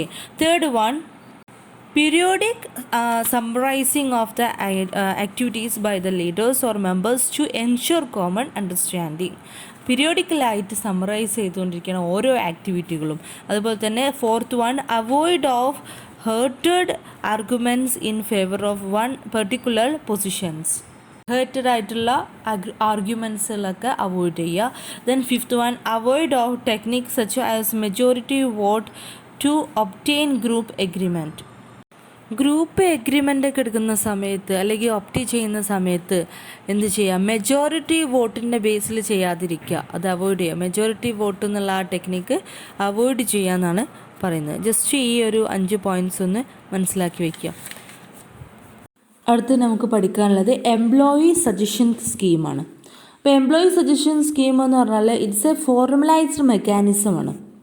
എന്തിനാണ് ഈ സ്കീം കൊണ്ടുവരുന്നതെന്ന് വെച്ചാൽ അത് എംപ്ലോയീസിനെ എൻകറേജ് ചെയ്യാൻ വേണ്ടിയാണ്. To contribute constructive ideas for improving their work and its helps to develop the organisation. എംപ്ലോയീസിൻ്റെ സജഷൻ സ്കീമുകൾ കൊണ്ടുവരുമ്പോൾ അവരുടെ സജഷൻസ് വേണ്ടി പിന്നെ അവിടെ സജഷൻ ബോക്സുകൾ വയ്ക്കുക, അതിനകത്ത് അവരുടെ സജഷൻ കളക്ട് ചെയ്യുക, അത് മനസ്സിലാക്കുക. അതൊക്കെ ചെയ്യുന്ന സമയത്ത് അവിടെ എംപ്ലോയീസിൻ്റെ ഫ്രസ്ട്രേഷൻ കുറക്കാൻ സാധിക്കും. കാരണം ചിലപ്പോൾ കമ്മ്യൂണിക്കേറ്റ് ചെയ്യാൻ കഴിയാതെ പല പ്രശ്നങ്ങളും അവരുടെ ഉള്ളിലുണ്ടാകും. അവർക്കൊരു ഫ്രസ്ട്രേഷൻ ഫീൽ ചെയ്യുന്നുണ്ടാവും. അതൊക്കെ മാറ്റിയെടുക്കാൻ ഈ എംപ്ലോയി സജഷൻ സ്കീമിലൂടെ സാധിക്കും. ഓക്കെ, അപ്പോൾ എന്താണ് അതെന്നുള്ളൊരു ഐഡിയ നിങ്ങൾ ഉണ്ടാക്കിയെടുക്കുക. എംപ്ലോയി സജഷൻ സ്കീം എന്ന് പറഞ്ഞാൽ ഇത്രയേ ഉള്ളൂ. അവരുടെ സജഷൻസൊക്കെ അവിടെ കൺസിഡർ ചെയ്യുന്നുണ്ട്, അത് അവരിൽ നിന്നും കളക്ട് ചെയ്യുന്നുണ്ട്, ബോക്സുകളൊക്കെ ഫിക്സ് ചെയ്തിട്ട്. അപ്പോൾ അതൊക്കെ കൺസിഡർ ചെയ്തുകൊണ്ടുള്ള ഒരു മുന്നോട്ട് പോക്കാണ് മാനേജ്മെൻറ്റിൻ്റെ. ഓക്കെ, ഇങ്ങനെ ഒരു സ്കീമിൻ്റെ ഉദ്ദേശം എന്താണെന്ന് വെച്ചാൽ എംപ്ലോയീസിൻ്റെ ഫീലിങ്സ് റെക്കഗ്നൈസ് ചെയ്യുക എന്നുള്ളതാണ് മെയിനായിട്ടുള്ള ഉദ്ദേശം. അടുത്തത് നമുക്ക് പഠിക്കാനുള്ളത് ഇൻഡസ്ട്രിയൽ റിലേഷൻസ് ആൻഡ് ടെക്നോളജി മാനേജ്മെൻറ്റാണ്. അപ്പോൾ ഏതൊരു ഓർഗനൈസേഷൻ്റെ അതിലും ടെക്നോളജി അഡോപ്റ്റ് ചെയ്യണം. ഒരുപാട് ടെക്നോളജികളിൽ മാറ്റം വരുന്നതിനനുസരിച്ച് ഓർഗനൈസേഷനകത്തും അതിനനുസരിച്ചുള്ള മാറ്റങ്ങൾ കൊണ്ടുവരണം. അപ്പോൾ ടെക്നോളജി മാനേജ് ചെയ്യുക എന്നുള്ളത് വളരെ വലിയൊരു കാര്യമാണ് ഒരു ഓർഗനൈസേഷൻ്റെ സക്സസ്സിൽ. ഇവിടെ വരുന്നൊരു ടേമാണ് MOT എന്നുള്ളത്. MOT എന്ന് പറഞ്ഞാൽ മാനേജ്മെൻറ്റ് ഓഫ് ടെക്നോളജി. ഓക്കെ, അപ്പോൾ അത് എന്താണെന്നുള്ള ഡെഫിനിഷൻ അവിടെ തന്നിട്ടുണ്ട്. Engineering, science, management discipline to plan, develop and implement technological capabilities to shape and accomplish the strategic and operational objectives of an organization. MOT എന്ന് പറഞ്ഞാൽ എൻജിനീയറിംഗ് ആണ്, സയൻസ് ആണ്, മറ്റ് കമ്പ്യൂട്ടറാണ്, അതുപോലെ തന്നെ മാനേജ്മെൻറ്റ് ഡിസിപ്ലിനാണ്. ഇതൊക്കെ എന്തിനു വേണ്ടിയാന്ന് വെച്ചാൽ, എന്തിനാണ് സയൻസും എൻജിനീയറിംഗും ഒക്കെ കൊണ്ടുവരുന്നതെന്ന് വെച്ചാൽ പുതിയ പുതിയ ടെക്നോളജികൾ പ്ലാൻ ചെയ്യാനും ഡെവലപ്പ് ചെയ്യാനും ഇംപ്ലിമെൻറ്റ് ചെയ്യാനും സഹായിക്കുന്നതാണ് മാത്തമാറ്റിക്സ്, സയൻസ്, അതുപോലെ തന്നെ എൻജിനീയറിങ്, മറ്റ് ഡിസിപ്ലിനും കാര്യങ്ങളൊക്കെ. അപ്പോൾ അതെല്ലാം ഇവിടെ വരുന്നുണ്ട്. ഇവിടെ ഉദ്ദേശം എന്താണെന്ന് വെച്ചാൽ ടെക്നോളജികൾ കൊണ്ടുവരിക എന്നുള്ളത്. എന്തിനു വേണ്ടി? വളരെ സ്മൂത്ത് റണ്ണിങ്ങിന് വേണ്ടി, അതുപോലെ തന്നെ വലിയൊരു സക്സസ്സിന് വേണ്ടി ഓർഗനൈസേഷൻ്റെ. ഇതിൽ തന്നെ നമുക്ക് നോക്കാനുള്ള ഒരു 5 പോയിൻ്റ് അവിടെ തന്നിട്ടുണ്ട്. ഒരു ന്യൂ ടെക്നോളജി ഇൻട്രൊഡ്യൂസ് ചെയ്യുമ്പോൾ സമയത്ത് എന്താണ് അവിടെ സംഭവിക്കുന്നത്, എന്തെല്ലാം സ്ട്രഗിൾസ് ഉണ്ടാകും. അതിൽ ഫസ്റ്റ് വൺ ആണ് fear of unknown in the heart of workers. വർക്കേഴ്സിന് തീരെ ഫെമിലിയർ അല്ലാത്ത ഒന്ന് വരുന്ന സമയത്ത് അവർക്ക് അതിനനുസരിച്ചുള്ള പേടി ഉണ്ടാവും. Second one fear of loss of job due to the implementation of new technology. പുതിയ പുതിയ ടെക്നോളജികൾ വരുന്നതിനനുസരിച്ച് അൺഎംപ്ലോയ്മെൻറ്റ് കൂടാറുണ്ട്. അതുകൊണ്ട് തന്നെ ആ ഒരു ഭയം ഉണ്ടാവും. മൂന്നാമത്തെ പോയിൻ്റാണ് പാനിക് റിയാക്ഷൻ ഉണ്ടാവും. അൺഫെമിലിയർ ആയിട്ടുള്ളൊരു കാര്യമാണ് ഈ പുതിയ ടെക്നോളജി വരിക എന്നുള്ളത്. അതുകൊണ്ട് തന്നെ ഒരു പാനിക് റിയാക്ഷൻ ഉണ്ടാകും. നാലാമത്തേതാണ് feeling of inferiority complex and resulting depression. ഈ ഇൻഫീരിയോറിറ്റി എന്ന് പറഞ്ഞാൽ ഈ അപകർഷതാബോധം എന്നൊക്കെ പറയാറില്ലേ നമ്മൾ. അപ്പോൾ ആ ഒരു ഇത് ഉണ്ടാവും. അത് തീർച്ചയായും ഒരു ഡിപ്രഷനിലേക്ക് വഴിമാറും. ലാസ്റ്റ് വൺ ആണ് ഫീലിംഗ് ഓഫ് ഏലിനേഷൻ. ഏലിയനേഷൻ എന്ന് പറഞ്ഞാൽ ഒരു അന്യവൽക്കരണം എന്നൊക്കെയാണ് മീനിങ്. അതായത് ഒരു അകൽച്ചയായിട്ട് അല്ലെങ്കിൽ എതിർപ്പുകളൊക്കെ ഫീൽ ചെയ്യാൻ തുടങ്ങും. ഓക്കെ, അടുത്ത നമുക്ക് പഠിക്കാനുള്ള steps in effective implementation of new technology. ഒരു ന്യൂ ടെക്നോളജി നല്ല രീതിയിൽ എങ്ങനെ ഒരു ഓർഗനൈസേഷനകത്ത് ഇംപ്ലിമെൻറ്റ് ചെയ്യാം, അതിൻ്റെ സ്റ്റെപ്സുകളാണ്. First, investigation. വളരെ ഈസിയായി പഠിക്കാവുന്ന പോയിൻറ്റ്സുകളാണ്. നമുക്ക് തന്നെ അറിയാം, ഏതൊരു ടെക്നോളജിയും ഫസ്റ്റ് കൊണ്ടുവരുമ്പോൾ നന്നായിട്ട് ഇൻവെസ്റ്റിഗേഷൻ ചെയ്യണം. എന്തെല്ലാം കാര്യങ്ങളായിരിക്കും എന്നെ ഉൾപ്പെടുത്തേണ്ടി വരിക, എന്താണ് ആ ടെക്നോളജി, അതിനെക്കുറിച്ച് കൂടുതൽ, പിന്നെ എത്രത്തോളം നമ്മൾക്കത് ആക്സെപ്റ്റ് ചെയ്യാൻ കഴിയും, അതിനെക്കുറിച്ചൊക്കെ ഇൻവെസ്റ്റിഗേറ്റ് ചെയ്യാം. സെക്കൻഡ് വൺ, പ്ലാൻ ചെയ്യാം. എങ്ങനെ അത് അഡോപ്റ്റ് ചെയ്യാം, എങ്ങനെ അത് കൊണ്ടുവരാം എന്നുള്ളതിനെക്കുറിച്ച് നല്ലൊരു പ്ലാൻ ചെയ്യാം. ഏതിലാണ് കൂടുതൽ ഊന്നൽ നൽകേണ്ടത്, എങ്ങനെയൊക്കെ അത് അഡോപ്റ്റ് ചെയ്യേണ്ട കോസ്റ്റ്, കാര്യങ്ങൾ, അങ്ങനെയൊക്കെ പ്ലാൻ ചെയ്യാം. തേർഡ് വൺ ആണ് strategic plans for integrating technology. ഒരു ടെക്നോളജി കൊണ്ടുവരുന്ന സമയത്ത് അതിനെ റിലേറ്റഡ് ആയിട്ടുള്ള കാര്യങ്ങളൊക്കെ എങ്ങനെ പ്ലാൻ ചെയ്യാം, സ്ട്രാറ്റജിക് എന്ന തന്ത്രപരമായിട്ട് എങ്ങനെ പ്ലാൻ ചെയ്യാം. അതിൻ്റേതായിട്ടുള്ള എംപ്ലോയീസിന് അതിൻ്റെ അനുസരിച്ചുള്ള ട്രെയിനിങ് കൊടുക്കണം. അതുമായി ബന്ധപ്പെട്ട യൂസേഴ്സിന് അതിനനുസരിച്ചുള്ള റെസിസ്റ്റൻസ് വരും. അപ്പോൾ അത്തരം കാര്യങ്ങളൊക്കെ പ്ലാൻ ചെയ്യേണ്ടതുണ്ട്. സോ അത്തരം സ്ട്രാറ്റജിക് ആയിട്ടുള്ള പ്ലാനുകളാണ് സ്ട്രാറ്റജിക് പ്ലാൻസ് ഫോർ ഇൻ്റഗ്രേറ്റിംഗ് ടെക്നോളജിയിൽ വരുന്നത്. അടുത്ത പേജാണ് നിങ്ങൾക്ക് മനസ്സിലാക്കാം. വീണ്ടും ഇൻവെസ്റ്റിഗേഷനും പ്ലാനിങ്ങും കൊടുത്തിട്ടുണ്ട്. അതൊന്ന് സ്കിപ്പ് ചെയ്യാം കേട്ടോ. അത് കഴിഞ്ഞിട്ട് ഇംപ്ലിമെൻ്റ് ആണ് ഞാൻ ചെയ്യുന്നത്. പ്ലാനൊക്കെ ചെയ്ത് കഴിഞ്ഞല്ലോ, അത് വീണ്ടും അതേ സെൻറ്റൻസ് തന്നെയാണ് കൊടുത്തിട്ടുള്ളത്. അതൊന്ന് സ്കിപ്പ് ചെയ്യുക. ആകെ 4 സ്റ്റെപ്സ് അല്ല 5 സ്റ്റെപ്സ് പഠിച്ചാൽ മതി. ഓക്കെ, അപ്പോൾ ഇനി ഇൻവെസ്റ്റിഗേഷനും പ്ലാനിങ്ങും സ്കിപ്പ് ചെയ്ത് കഴിഞ്ഞാൽ പിന്നെ ഇംപ്ലിമെൻറ്റേഷനാണ്. അപ്പോൾ നമ്മൾ വളരെ പ്ലാൻ ചെയ്ത് വെച്ചിട്ടുണ്ട്, അതെന്ത് ചെയ്യുക, ഇംപ്ലിമെൻറ്റ് ചെയ്യാം. ഇംപ്ലിമെൻറ്റ് ചെയ്യാന്ന് പറഞ്ഞാൽ പൊതുവെ ടെക്നോളജി ഇംപ്ലിമെൻറ്റ് ചെയ്യാന്ന് പറഞ്ഞാൽ ഇൻസ്റ്റാളേഷൻ ചെയ്യേണ്ടി വരും, സ്റ്റെപ്പ് ബൈ ഏതേ സ്പെഷ്യലിസ്റ്റിനെ വിളിച്ചിട്ട് സ്റ്റെപ്പ് ബൈ ചെയ്യേണ്ടി വരും, ഒക്കെ വേണ്ടി വരും. ഓക്കെ, ദെൻ നമ്മളതിനെ ഇവാലുവേറ്റ് ചെയ്യും. അതായത് എത്രത്തോളം സക്സസ്ഫുൾ ആയിട്ടുണ്ട് എന്നറിയാൻ വേണ്ടി എന്ത് ചെയ്യണം, ഇംപ്ലിമെൻറ്റ് ചെയ്ത് അതിനെ ഇവാലുവേറ്റ് ചെയ്യേണ്ടതുണ്ട്. പൊതുവേ വരുന്ന ഒരു സ്റ്റെപ്പാണിത്. അതുകൊണ്ട് ഇതിന് അധികം എക്സ്പ്ലനേഷൻ നിങ്ങൾക്ക് വേണ്ടി വരില്ല. കാരണം ഏതൊരു കാര്യത്തിൻ്റെയും സ്റ്റെപ്പാണ് പ്ലാനിങ്, ഇംപ്ലിമെൻറ്റിങ്, ഇവാലുവേറ്റിംഗ് എന്നൊക്കെ പറയുന്നത്. അടുത്ത ലാസ്റ്റായിട്ട് നമുക്ക് പഠിക്കാനുള്ളത് കുറച്ച് പോയിൻറ്റ്സുകൾ, അതായത് ഒരു 6 പോയിൻറ്റ്സ് തന്നിട്ടുണ്ട്. ഈ പോയിൻറ്റ്സുകൾ എന്ന് വെച്ചാൽ സ്ട്രാറ്റജീസുകളാണ്. May help for introducing technology into the workplace. ഒരു വർക്ക് പ്ലേസിലേക്ക് പുതിയ പുതിയ ടെക്നോളജികൾ ഇംപ്ലിമെൻറ്റ് ചെയ്യുമ്പോൾ അല്ലെങ്കിൽ ഇൻട്രൊഡ്യൂസ് ചെയ്യുമ്പോൾ അത് സക്സസ് ആവണമെങ്കിൽ നമുക്ക് കുറച്ച് സ്ട്രാറ്റജീസുകൾ ഫോളോ ചെയ്യണം. അതിൽ ഫസ്റ്റ് വൺ ആണ് make sure it is something everyone, not just you, will benefit from. ഈ ഒരു ടെക്നോളജി നിങ്ങൾക്ക് മാത്രമല്ല എല്ലാവർക്കും പ്രയോജനപ്പെടുന്നതാണെന്ന് ഫസ്റ്റ് ഉറപ്പുവരുത്തണം. Second one, give everyone a head up.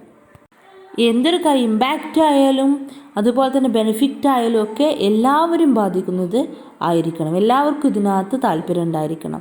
Third one ആണ് എൻഗേജ് എ ചാമ്പ്യൻ. തീർച്ചയായും വർക്ക് പ്ലേസിൽ ഒരു നെഗറ്റീവ് മെൻറ്റാലിറ്റി സ്പ്രെഡ് ചെയ്യാനുള്ള സാധ്യത കൂടുതലാണ് ന്യൂ ടെക്നോളജി വരുന്ന സമയത്ത്. അപ്പോൾ ഒരു ചാമ്പ്യൻ, ഒരു സക്സസ്ഫുൾ സ്റ്റോറി, ഒരു സക്സസ്ഫുൾ പേഴ്സണെ വെച്ചുകൊണ്ട് നമുക്ക് ആ നെഗറ്റിവിറ്റി മാറ്റാൻ സാധിക്കും. അത്രത്തോളം ഇമ്പ്രൂവ് ചെയ്യാം ഈ ടെക്നോളജി ഉപയോഗിച്ചവരെ കുറിച്ചുള്ള ആ നോളേജ്. അതുപോലെ തന്നെ ഈ ഒരു ടെക്നോളജിയെക്കുറിച്ച് അതിൻ്റെ കൂടുതൽ ബെനിഫിറ്റുകൾ മനസ്സിലാക്കുന്ന സമയത്ത് അപ്പോഴൊക്കെ എന്ത് ചെയ്യാൻ സാധിക്കും, ആ ഒരു നെഗറ്റിവിറ്റി മാറ്റിയെടുക്കാൻ സാധിക്കും. അങ്ങനെ നല്ലൊരു സപ്പോർട്ട് കൊടുത്തു കഴിഞ്ഞാൽ എന്ത് ചെയ്യാം, അതിൻ്റെ നെഗറ്റിവിറ്റി മാറ്റിക്കൊണ്ട് വളരെയധികം നല്ല രീതിയിൽ അത് കൊണ്ടുവരാൻ സാധിക്കും. The fourth one, provide engaging launch and training events. നല്ല ട്രെയിനിങ്ങും കാര്യങ്ങളും കൊടുത്തു കഴിഞ്ഞാൽ, എൻഗേജ് ചെയ്ത് കഴിഞ്ഞാൽ നമുക്ക് ഈസി ആയിട്ട് അത് ഇംപ്ലിമെൻറ്റ് ചെയ്യാൻ സാധിക്കും. Fifth one, consider different learning styles and needs. പുതിയൊരു ടെക്നോളജി കൊണ്ടുവരുമ്പോൾ അതിൻ്റെ ഇൻഫർമേഷൻ കാര്യങ്ങളൊക്കെ ഒരാളിൽ നിന്ന് മറ്റൊരാൾ വ്യത്യസ്തമായിട്ടായിരിക്കും എടുക്കുന്നത്. പലവരും പല രൂപത്തിലായിരിക്കും അതിനെ സമീപിക്കുന്നത്, പല ലേണിംഗ് സ്റ്റൈലിലായിരിക്കും അത് ലേൺ ചെയ്യുന്നത്. അതുപോലെ തന്നെ അത് തീർച്ചയായും കൺസിഡർ ചെയ്യണം എന്നാണ് ഇവിടെ പറയുന്നത്. ഡിഫറെൻ്റ് ആളുകൾ ഡിഫറെൻ്റ് രൂപത്തിലായിരിക്കും ടെക്നോളജിയെ ലേൺ ചെയ്യുന്നത്, മനസ്സിലാക്കുന്നത്. സോ അത് നമ്മൾ എന്ത് ചെയ്യണം, കൺസിഡർ ചെയ്യണം. അത് തീർച്ചയായും ഓരോ പേഴ്സൻ്റെ ഉള്ളിലും കോൺഫിഡൻസ് ഉണ്ടാക്കും. ഓക്കെ, അവരുടെ സപ്പോർട്ട് ചെയ്യുന്നതിന് തുല്യമാണ്. ദ ലാസ്റ്റ് പോയിൻ്റാണ് ഈ ചാപ്റ്ററിലെ മേക്ക് ഇറ്റ് പേഴ്സണൽ. ഒരു ടെക്നോളജി വരുന്ന സമയത്ത് അത് ഓർഗനൈസേഷന് മാത്രമായിരിക്കരുത് പ്രയോജനം, ഓരോ വ്യക്തികൾക്കും ഉപകാരപ്രദമായിരിക്കണം. ഓരോ വ്യക്തികളെയും കൺസിഡർ ചെയ്തിട്ട് വേണം അത് മുന്നോട്ട് പോകാൻ. ഓരോ പേഴ്സണൽ വാല്യൂകളും കൺസിഡർ ചെയ്യണം. ഇത്രയും കാര്യങ്ങളാണ് ഈ ഒരു 4th ചാപ്റ്ററിൽ പഠിക്കാനുള്ളത്. എന്ത് ഡൗട്ടുണ്ടെങ്കിലും നിങ്ങൾക്ക് ഗ്രൂപ്പിനകത്ത് ഇടാവുന്നതാണ്. Thank you.